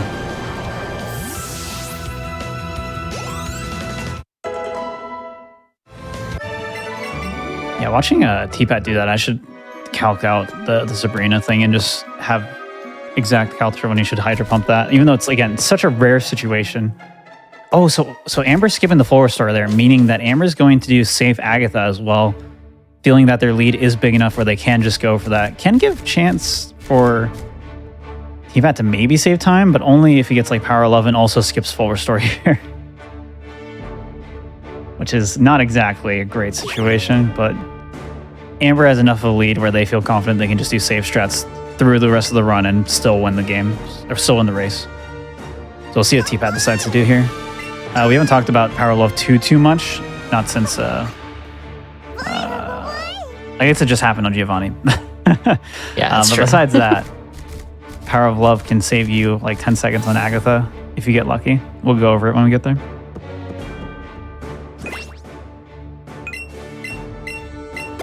Healing up here for Amber, entering Lorelei. And it get almost done with pushing blocks. T-Pat finishing up Victory Road.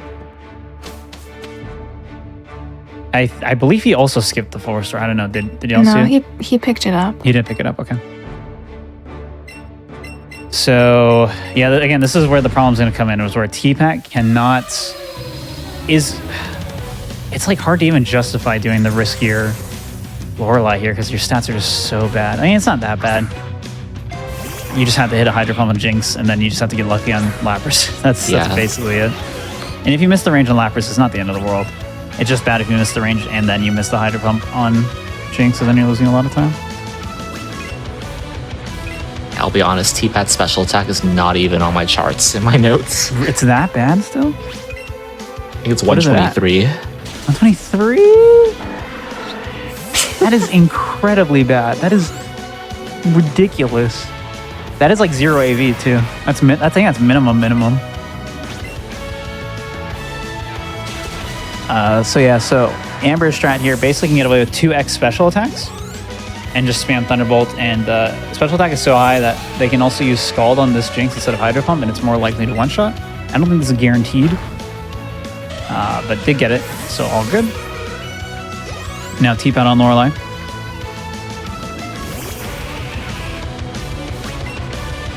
Etiquette also picking up the full restore. Is just gonna do what he can here to see if anyone slips off to try to sneak in for the win. Let's see what T-Pat does here. I believe that is, I think that's 3x specs. Yeah, 3. So plus 6. And take it Playing that fully safely safe. here. Understandable. Again, like, this is like with how bad his Lapras range probably was, this is probably still faster to do. Amber now on to Bruno. Nothing really scary about Bruno except for something that I'm not going to talk about, so it won't happen. Yep. Doesn't but exist.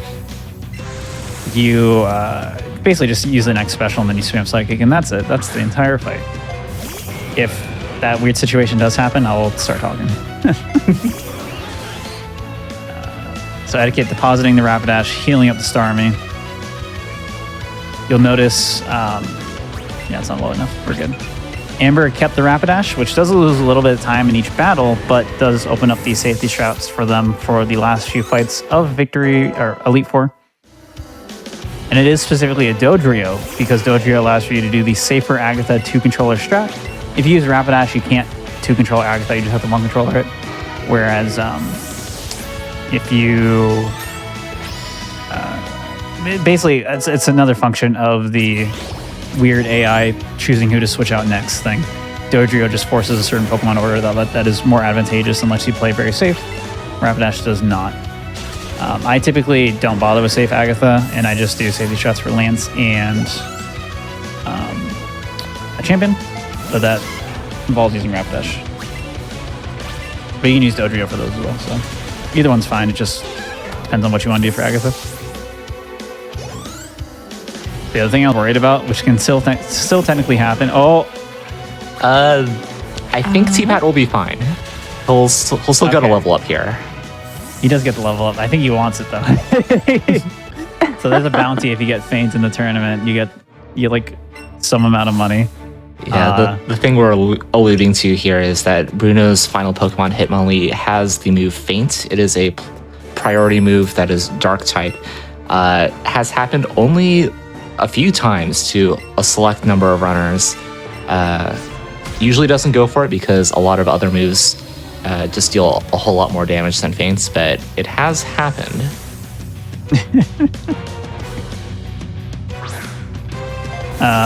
So that definitely won't happen here. I think, as Dynam said, I think his Starmie's HP is good enough to not die to it. It hits very weakly.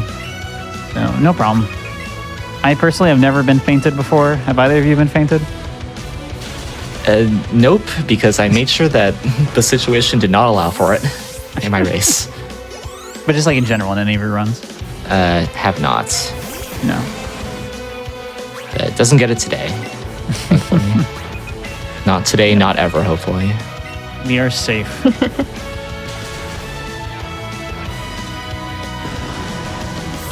And it gets HP very high here, so it shouldn't be an issue outside of Earthquake Crit. And it didn't happen. I didn't speak it into existence, so we're fine. And here's a safe 2C Agatha from Amber.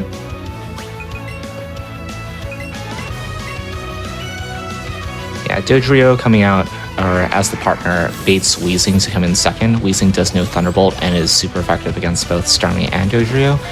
It's really important to set up an X speed on that turn specifically in order to outspeed the Gengars that come out afterwards. Otherwise, you're going to be in a little bit of trouble.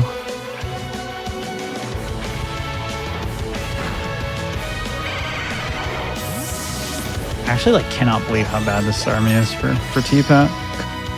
It's so bad. Like 126 at this level is absurd. That is like speed you would see on like an average Starmie at like, I don't know, 4 levels ago. Okay, Power of Love at least, so we saw it activate there. Power of Love is not something that can happen on the 2 controller strat because you're just never given the chance for that to happen. So he will make up a little bit of time in this fight.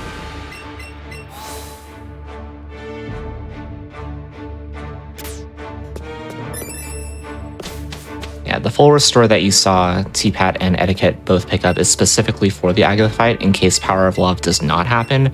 That way you can heal back up to full and heal the paralysis in the same turn, and then be able to sweep all of Agatha's Pokemon after setup. Yep, super important for when doing those one controllers if you don't get Power of Love, because otherwise you will just lose. You cannot heal enough with how hard that Arbok hits. So you're going to see a lot of races where the racers pick those up. So the safe land strat here actually starts with an X speed. And then, Hyper Beam crit turn 1 is like fine. So actually pretty good. So what's going to happen here is Amber going to take advantage of the extra turns for recharge to use another X special and then just eliminate the Seadra. And then next turn is when the actual safety strat really begins. So Amber is going to summon, whatchamacallit? Dodrio. That's who's in the party. And basically just start continuing spamming X items with the second controller player while knocking out Pokemon with the Starmie, and then gives you time to heal. The nice thing with this strat too is that if you have a really bad Starmie like T-Pats, then when the Dragonite comes out, it's normally a range for really bad Starmies, but if you like do Psychic Drill Peck or Psychic Stomp, depending on what your second player is, you can just make sure it always gets knocked out before it potentially does damage to you. All right, looking like a clean Agatha for Etiquette as well. And again, technically, T-Pack can make up a little bit of time here. Not a lot. If he gets a really good fight. You want to see a lot of Hyper Beams, technically, because then it's just more wasted time doing those recharges.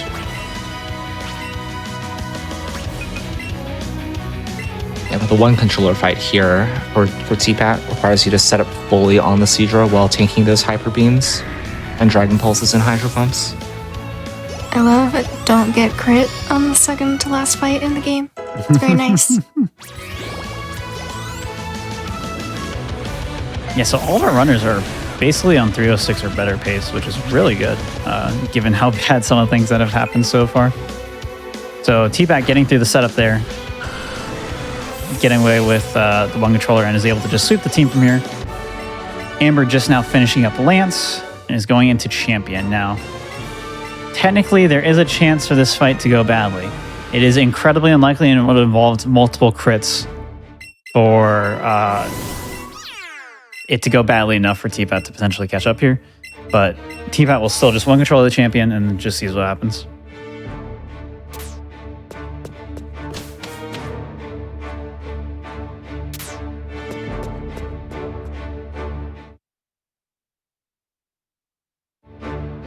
Yeah, apparently Etiquette is in really full sending it. Do not blame him, given how far behind he ended up being. And now it is Champion time.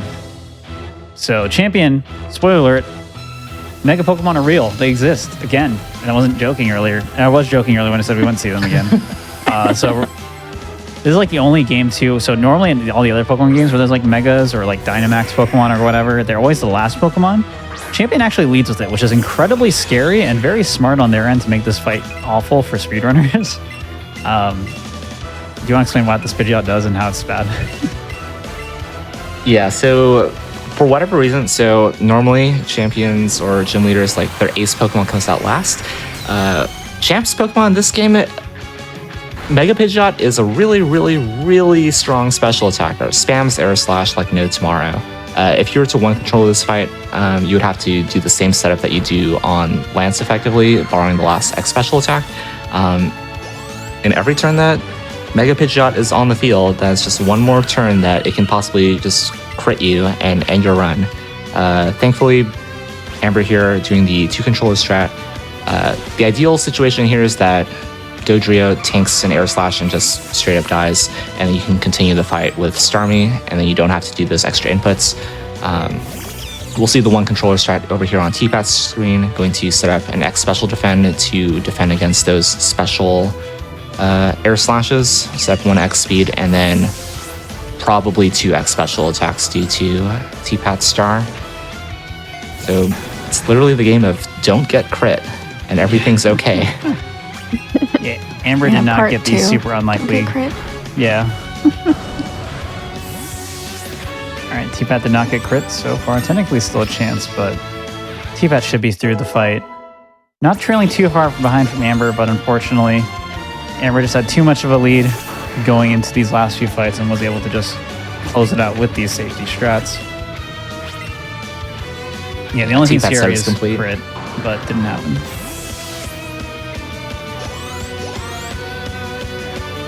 Oh, Etiquette doing the funny version of the safe fight where you sacrifice a weak Pokemon, and it basically lets you do 1 controller for the rest of the fight. Technically, a little bit. I think it's technically slower only when you factor in the fact that you have to heal between the fights, but it depends on what you do beforehand too. So the withdrawal is also a little bit slow. So yeah, but just tapping it in to finish off the race. Yep. So that is going to be GG for Amber, our winner of the race, advancing to the finals of the Pokemon Let's Go Eevee and Pikachu tournament. Super exciting. Yay. After everyone is done, we're going to bring them in for interviews. So even though the race is over, don't go anywhere. And we're still going to see our last 2 racers finish things out. So timing will be on the Fade to Black after the Hall of Fame. And I can give a rough timing for that too, before I even see it on like the GDQ stream.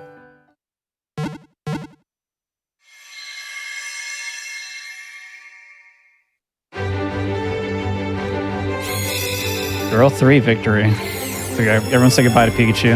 I think it just did that to make Pikachu look Yeah, he bad. definitely did that on purpose. It's messed up. At least Pika gets in the Hall of Fame. True. Okay, so it looks like a 3:03:18-ish for Amber. I'm sure that time will look very different on the GDQ stream, but somewhere around there. So 3:03, great time for tournament race.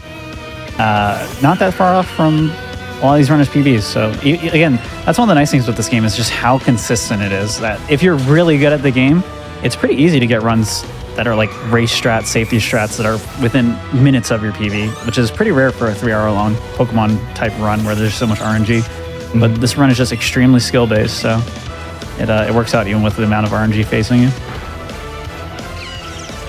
And yes, I put a 3:15 just in case. I wasn't sure. You know, what if they all got really unlucky? Okay. It gives us more time to talk afterwards. Exactly. So looking like a low 3:04 here for T-Pat. GG's. Very well fought for both T-Pat and Etiquette here. We're going to let Etiquette finish up before we move on to interviews with everybody. Yeah, these are 3 absolutely solid runners. I want to say these hold 2nd, 3rd, and 4th place on the Eevee leaderboards. Really? Yeah, I mean... Sounds right. Amber, T-Pat, and Etiquette? Is somebody checking? It sounded like you were. I'm checking. Hold on. Yeah, yeah, this is in fact rank 2, 3, and 4, and they're finishing in rank order. That's so funny. But yeah, so again, literally top 4, 3 of the top 4 runners of the game duking it out here for you all here on GDQ. So excited we got to show off how cool this run is and how much fun it is. It is, again, my favorite speed run. Super dynamic, super fun run. Basically a randomizer in some regards, and is always a fun time, no matter like what happens, and especially in these races where you are going to finish runs and you're not just resetting forest over and over again. You know, it is it's cool to see how well not just these racers, but like how everyone has done in the tournament, how much better everyone has gone, and the strats that have improved since the tournament has started. It's been awesome to see. So everyone say GG's to Etiquette, finishing up here with a 3:05. GG. And GG's. Yeah, so before we get into our interviews, we're going to go to a quick break because I'm sure our runners would like a little break before they talk and do more stuff. So don't go anywhere. We'll be back in just a few minutes with all of our racers here. Stay tuned.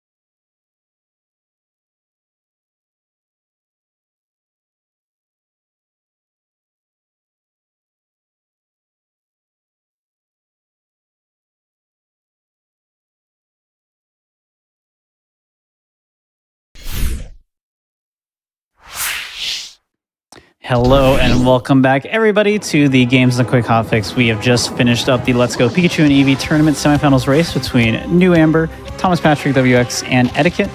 Amber coming out on top there in first place, T-Pat in second, Etiquette in third. We're going to go talk to all of our winners in just a moment. Before we do that, I wanted to do a couple quick announcements.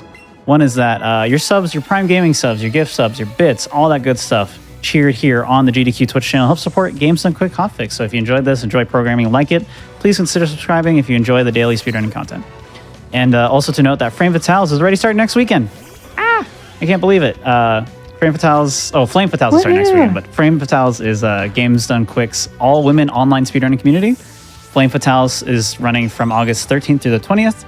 Schedule is out now at gamesdonequick.com/schedule, so definitely check that out.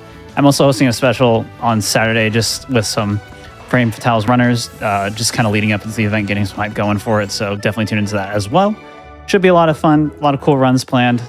Please go watch and support them. They are awesome. And I guess we'll start with Amber, because you are the one who did win the race. Amber, what are your thoughts on the run that just happened for you? I guess my overall thought is that, well, the early game was a little bit shaky in some areas. First of all, I had to go to my backup save because the Eevee I initially got was Adamant, which is plus attack, which is good, but minus special attack, which is bad. And it was a bit of a tough decision for me, but I decided to go to my backup for that. I had also run into quite a few extra encounters in Mount Moon. So kind of at that point, during kind of the maybe around like 40-ish minutes mark, I assumed I was really far behind because I had to take that time to go to the backup, all those extra encounters. Mm-hmm. But I'm not sure, was I that far behind at that point? I actually don't know if I was. Where? At where? Maybe like Nugget Bridge, kind of that cerulean area. No, you weren't behind. Okay. So basically, we'll actually, no, I'll wait till we talk about that. But yeah, continue. Yeah, let's see. Route 10, kind of that area, that route right before Rock Tunnel, where we catch quite a few things. That was a little bit rough for me, but ended up being okay. The annoying thing is just typically the first thing you want to catch on that route is kind of like a small, easy to catch thing, and I didn't have that option, so I had to try to catch Eradicate first and got a breakout, which was not great, but eventually I got all the Pokemon I kind of wanted there.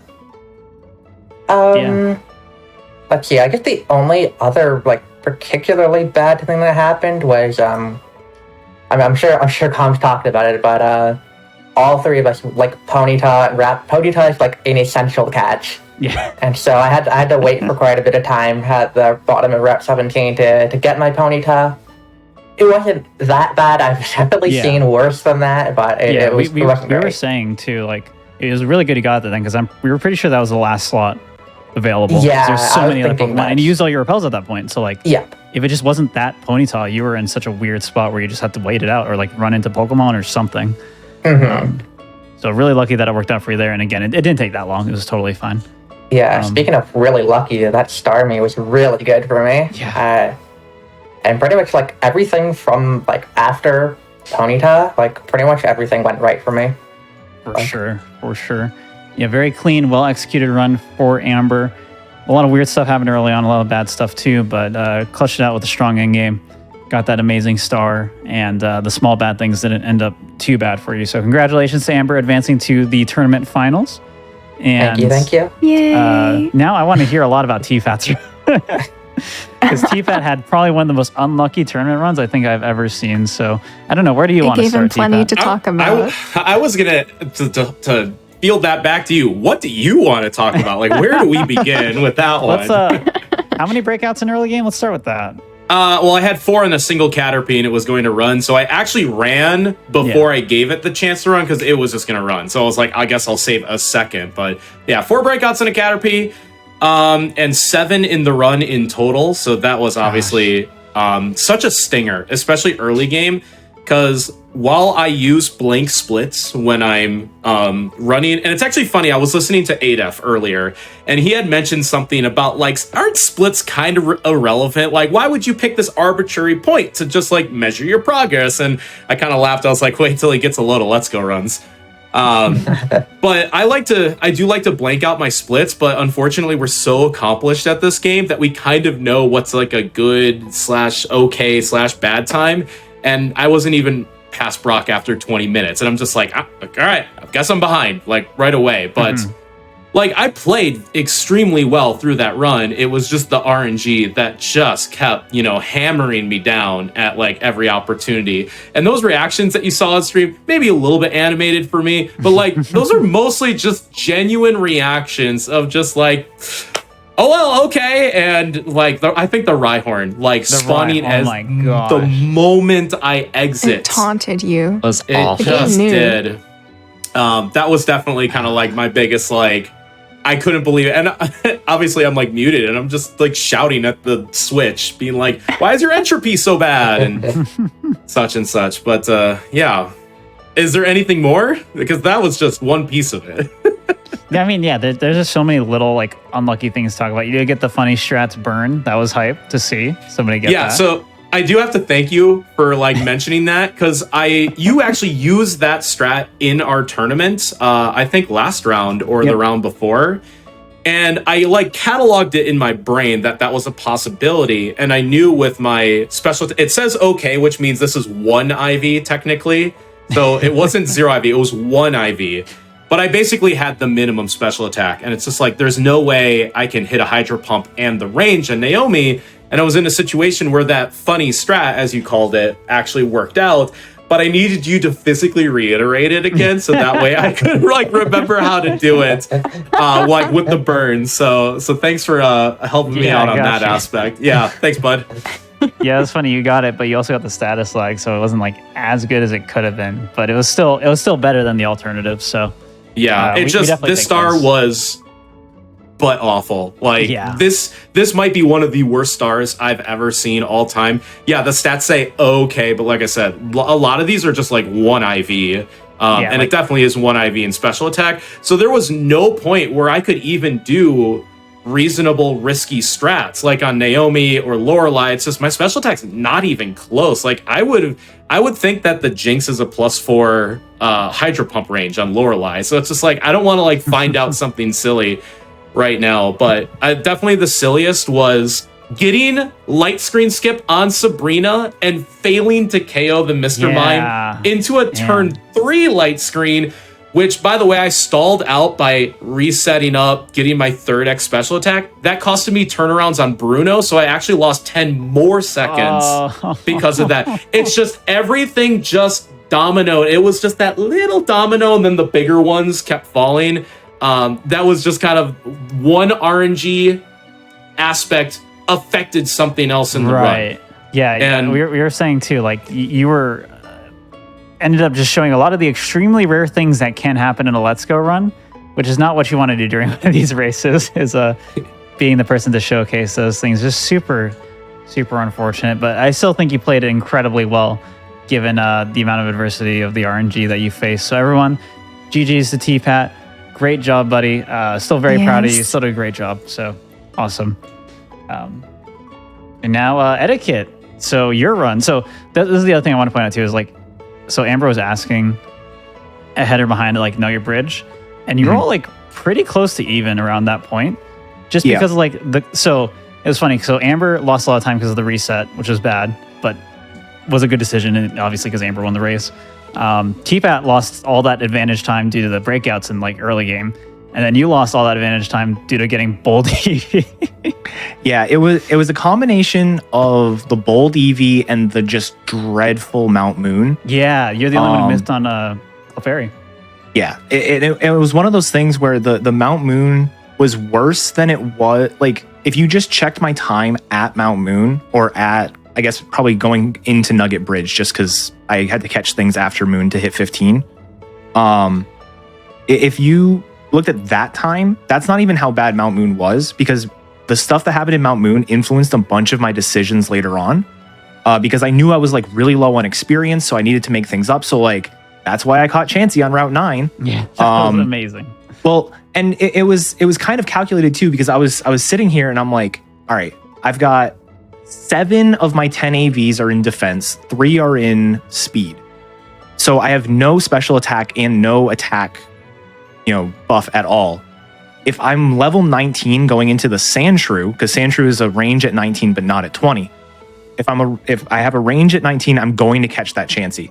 Because I was like just barely off, and I know Gloom gives you a ton of experience. And Gloom gave me, I was probably like 5 experience short. So I was like, all right, I'm going up there. I'm going to catch the Nidoran male and the Chansey, and we're going to go. And the Chansey, I just got robbed of an excellent throw. Got it on the second one, and it was mostly fine. I think I was looking at the time when we left Cerulean, and I was like between a minute and a half behind Amber.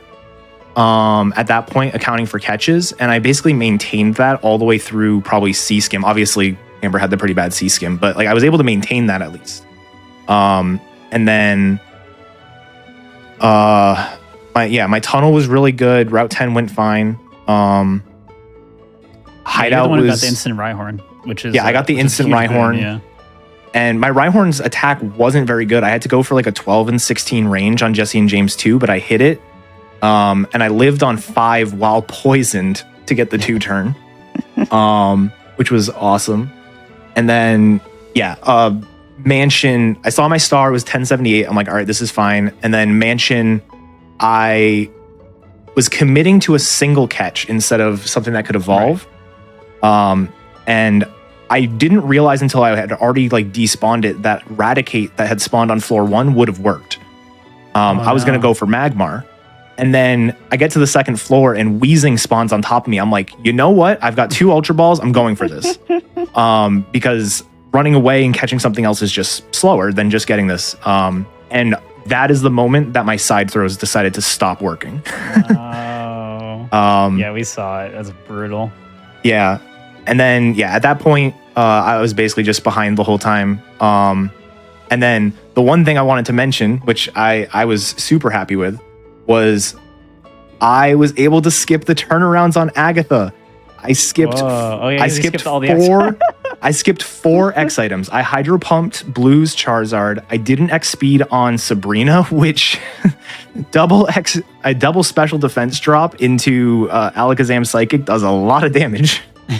I didn't use 2X specials on Rival 5. I actually pumped the Raichu. Oh, you did? Oh, wow. Yep. I did 1 C Naomi, and then I did +4 Lorelei. I saved the 4 X items you need to save to get no turnarounds on Agatha. And the entire time, that was completely untested. The entire time, I'm like, watch me still get turnarounds. Like, watch our knowledge of friendship just not be correct, and we still get turnarounds. But I was able to save the turnarounds. I was super excited, and then forgot to Elixir before Lance. Woo! But, I mean, obviously, that didn't cost me anything. But still, great job. Again, also dealing with a lot of adversity, especially with this minus attack Eevee. Not exactly what you want to see on such an important race, but still great play. Well played by you, and all of our competitors here did an amazing job. So everyone say GG's again. Congrats to Amber once again for advancing to the finals of the Let's Go tournament. Thank you. So any shout outs from Greta and Dinah before I do final shout outs? Well, the tournament isn't over, so definitely keep an eye out on the Pokemon Speedruns TV channel. We're going to see some people here again very soon. Yep. Yes. On Tuesday, we have another semifinals race, the last one. It'll be between Headstrong, Dynam, who's in this call, and Travaria. Winner of that will advance to the finals to face me and Amber. So should be a lot of fun. Should be a good time. Dynam, any shout outs for you?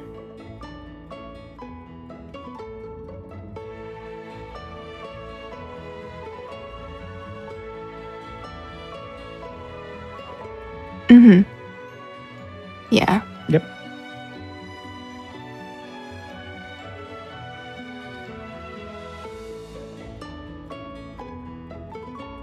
Yeah, if you want to get into that would be, yep, I am now unmuted. There we go. All right, unmute. Repeat what you said, Dinah. Oh, yeah. Definitely shout outs to the Pokemon speedrunning community on Discord. You can find a link on the SRC page, and they're a really good crew, really great people. 10 out of 10 would recommend hanging out with them. Yes, Awesome. and shout out to Amber. Yeah. I got one last thing. If Yeah, go for it. chat, does chat want me to grind this Starmie into candy for content? Yes. All right, Yes. let's do it. Hold on. Do you want to send the Pokemon you've chosen to the professor? Yes. Thank you for sending along a Pokemon. This will help a good deal of my research. Don't mind the tutorial. Starmie is quite a fine Pokemon. That's it. You've earned some candy. They'll make your Pokemon stronger. Oh, quick candy. Yes. Goodbye forever, Starmie. You were awful. There it goes. R.I.P. So yeah, Off into if you the want to wind. see more races, definitely check out the Pokemon Speedruns TV channel. Again, one more race on Tuesday, and then the finals will probably be sometime next week. Make sure you tune in tomorrow, though, for more GDQ Hotfix content, starting at 7 p.m. Eastern. We got Awfully Silly and Out of Bounds, so more fun speedrun content then. And I want to thank you all again for watching. I'll be back hosting another special on Saturday. I know I've been hosting a lot of specials on these weekends, but the schedule will be normal after this weekend, and then I'll do like every other weekend. But next Saturday, we're doing a Frame Fatales warm-up with Fant and Swiftaloo. And then after that is Flame Fatales. So make sure you all tune in for that. Starting on Sunday, going through the 20th. Should be a lot of fun. And thank you all again so much for watching. Take care. Have a good rest of your day. Appreciate you. Thank you.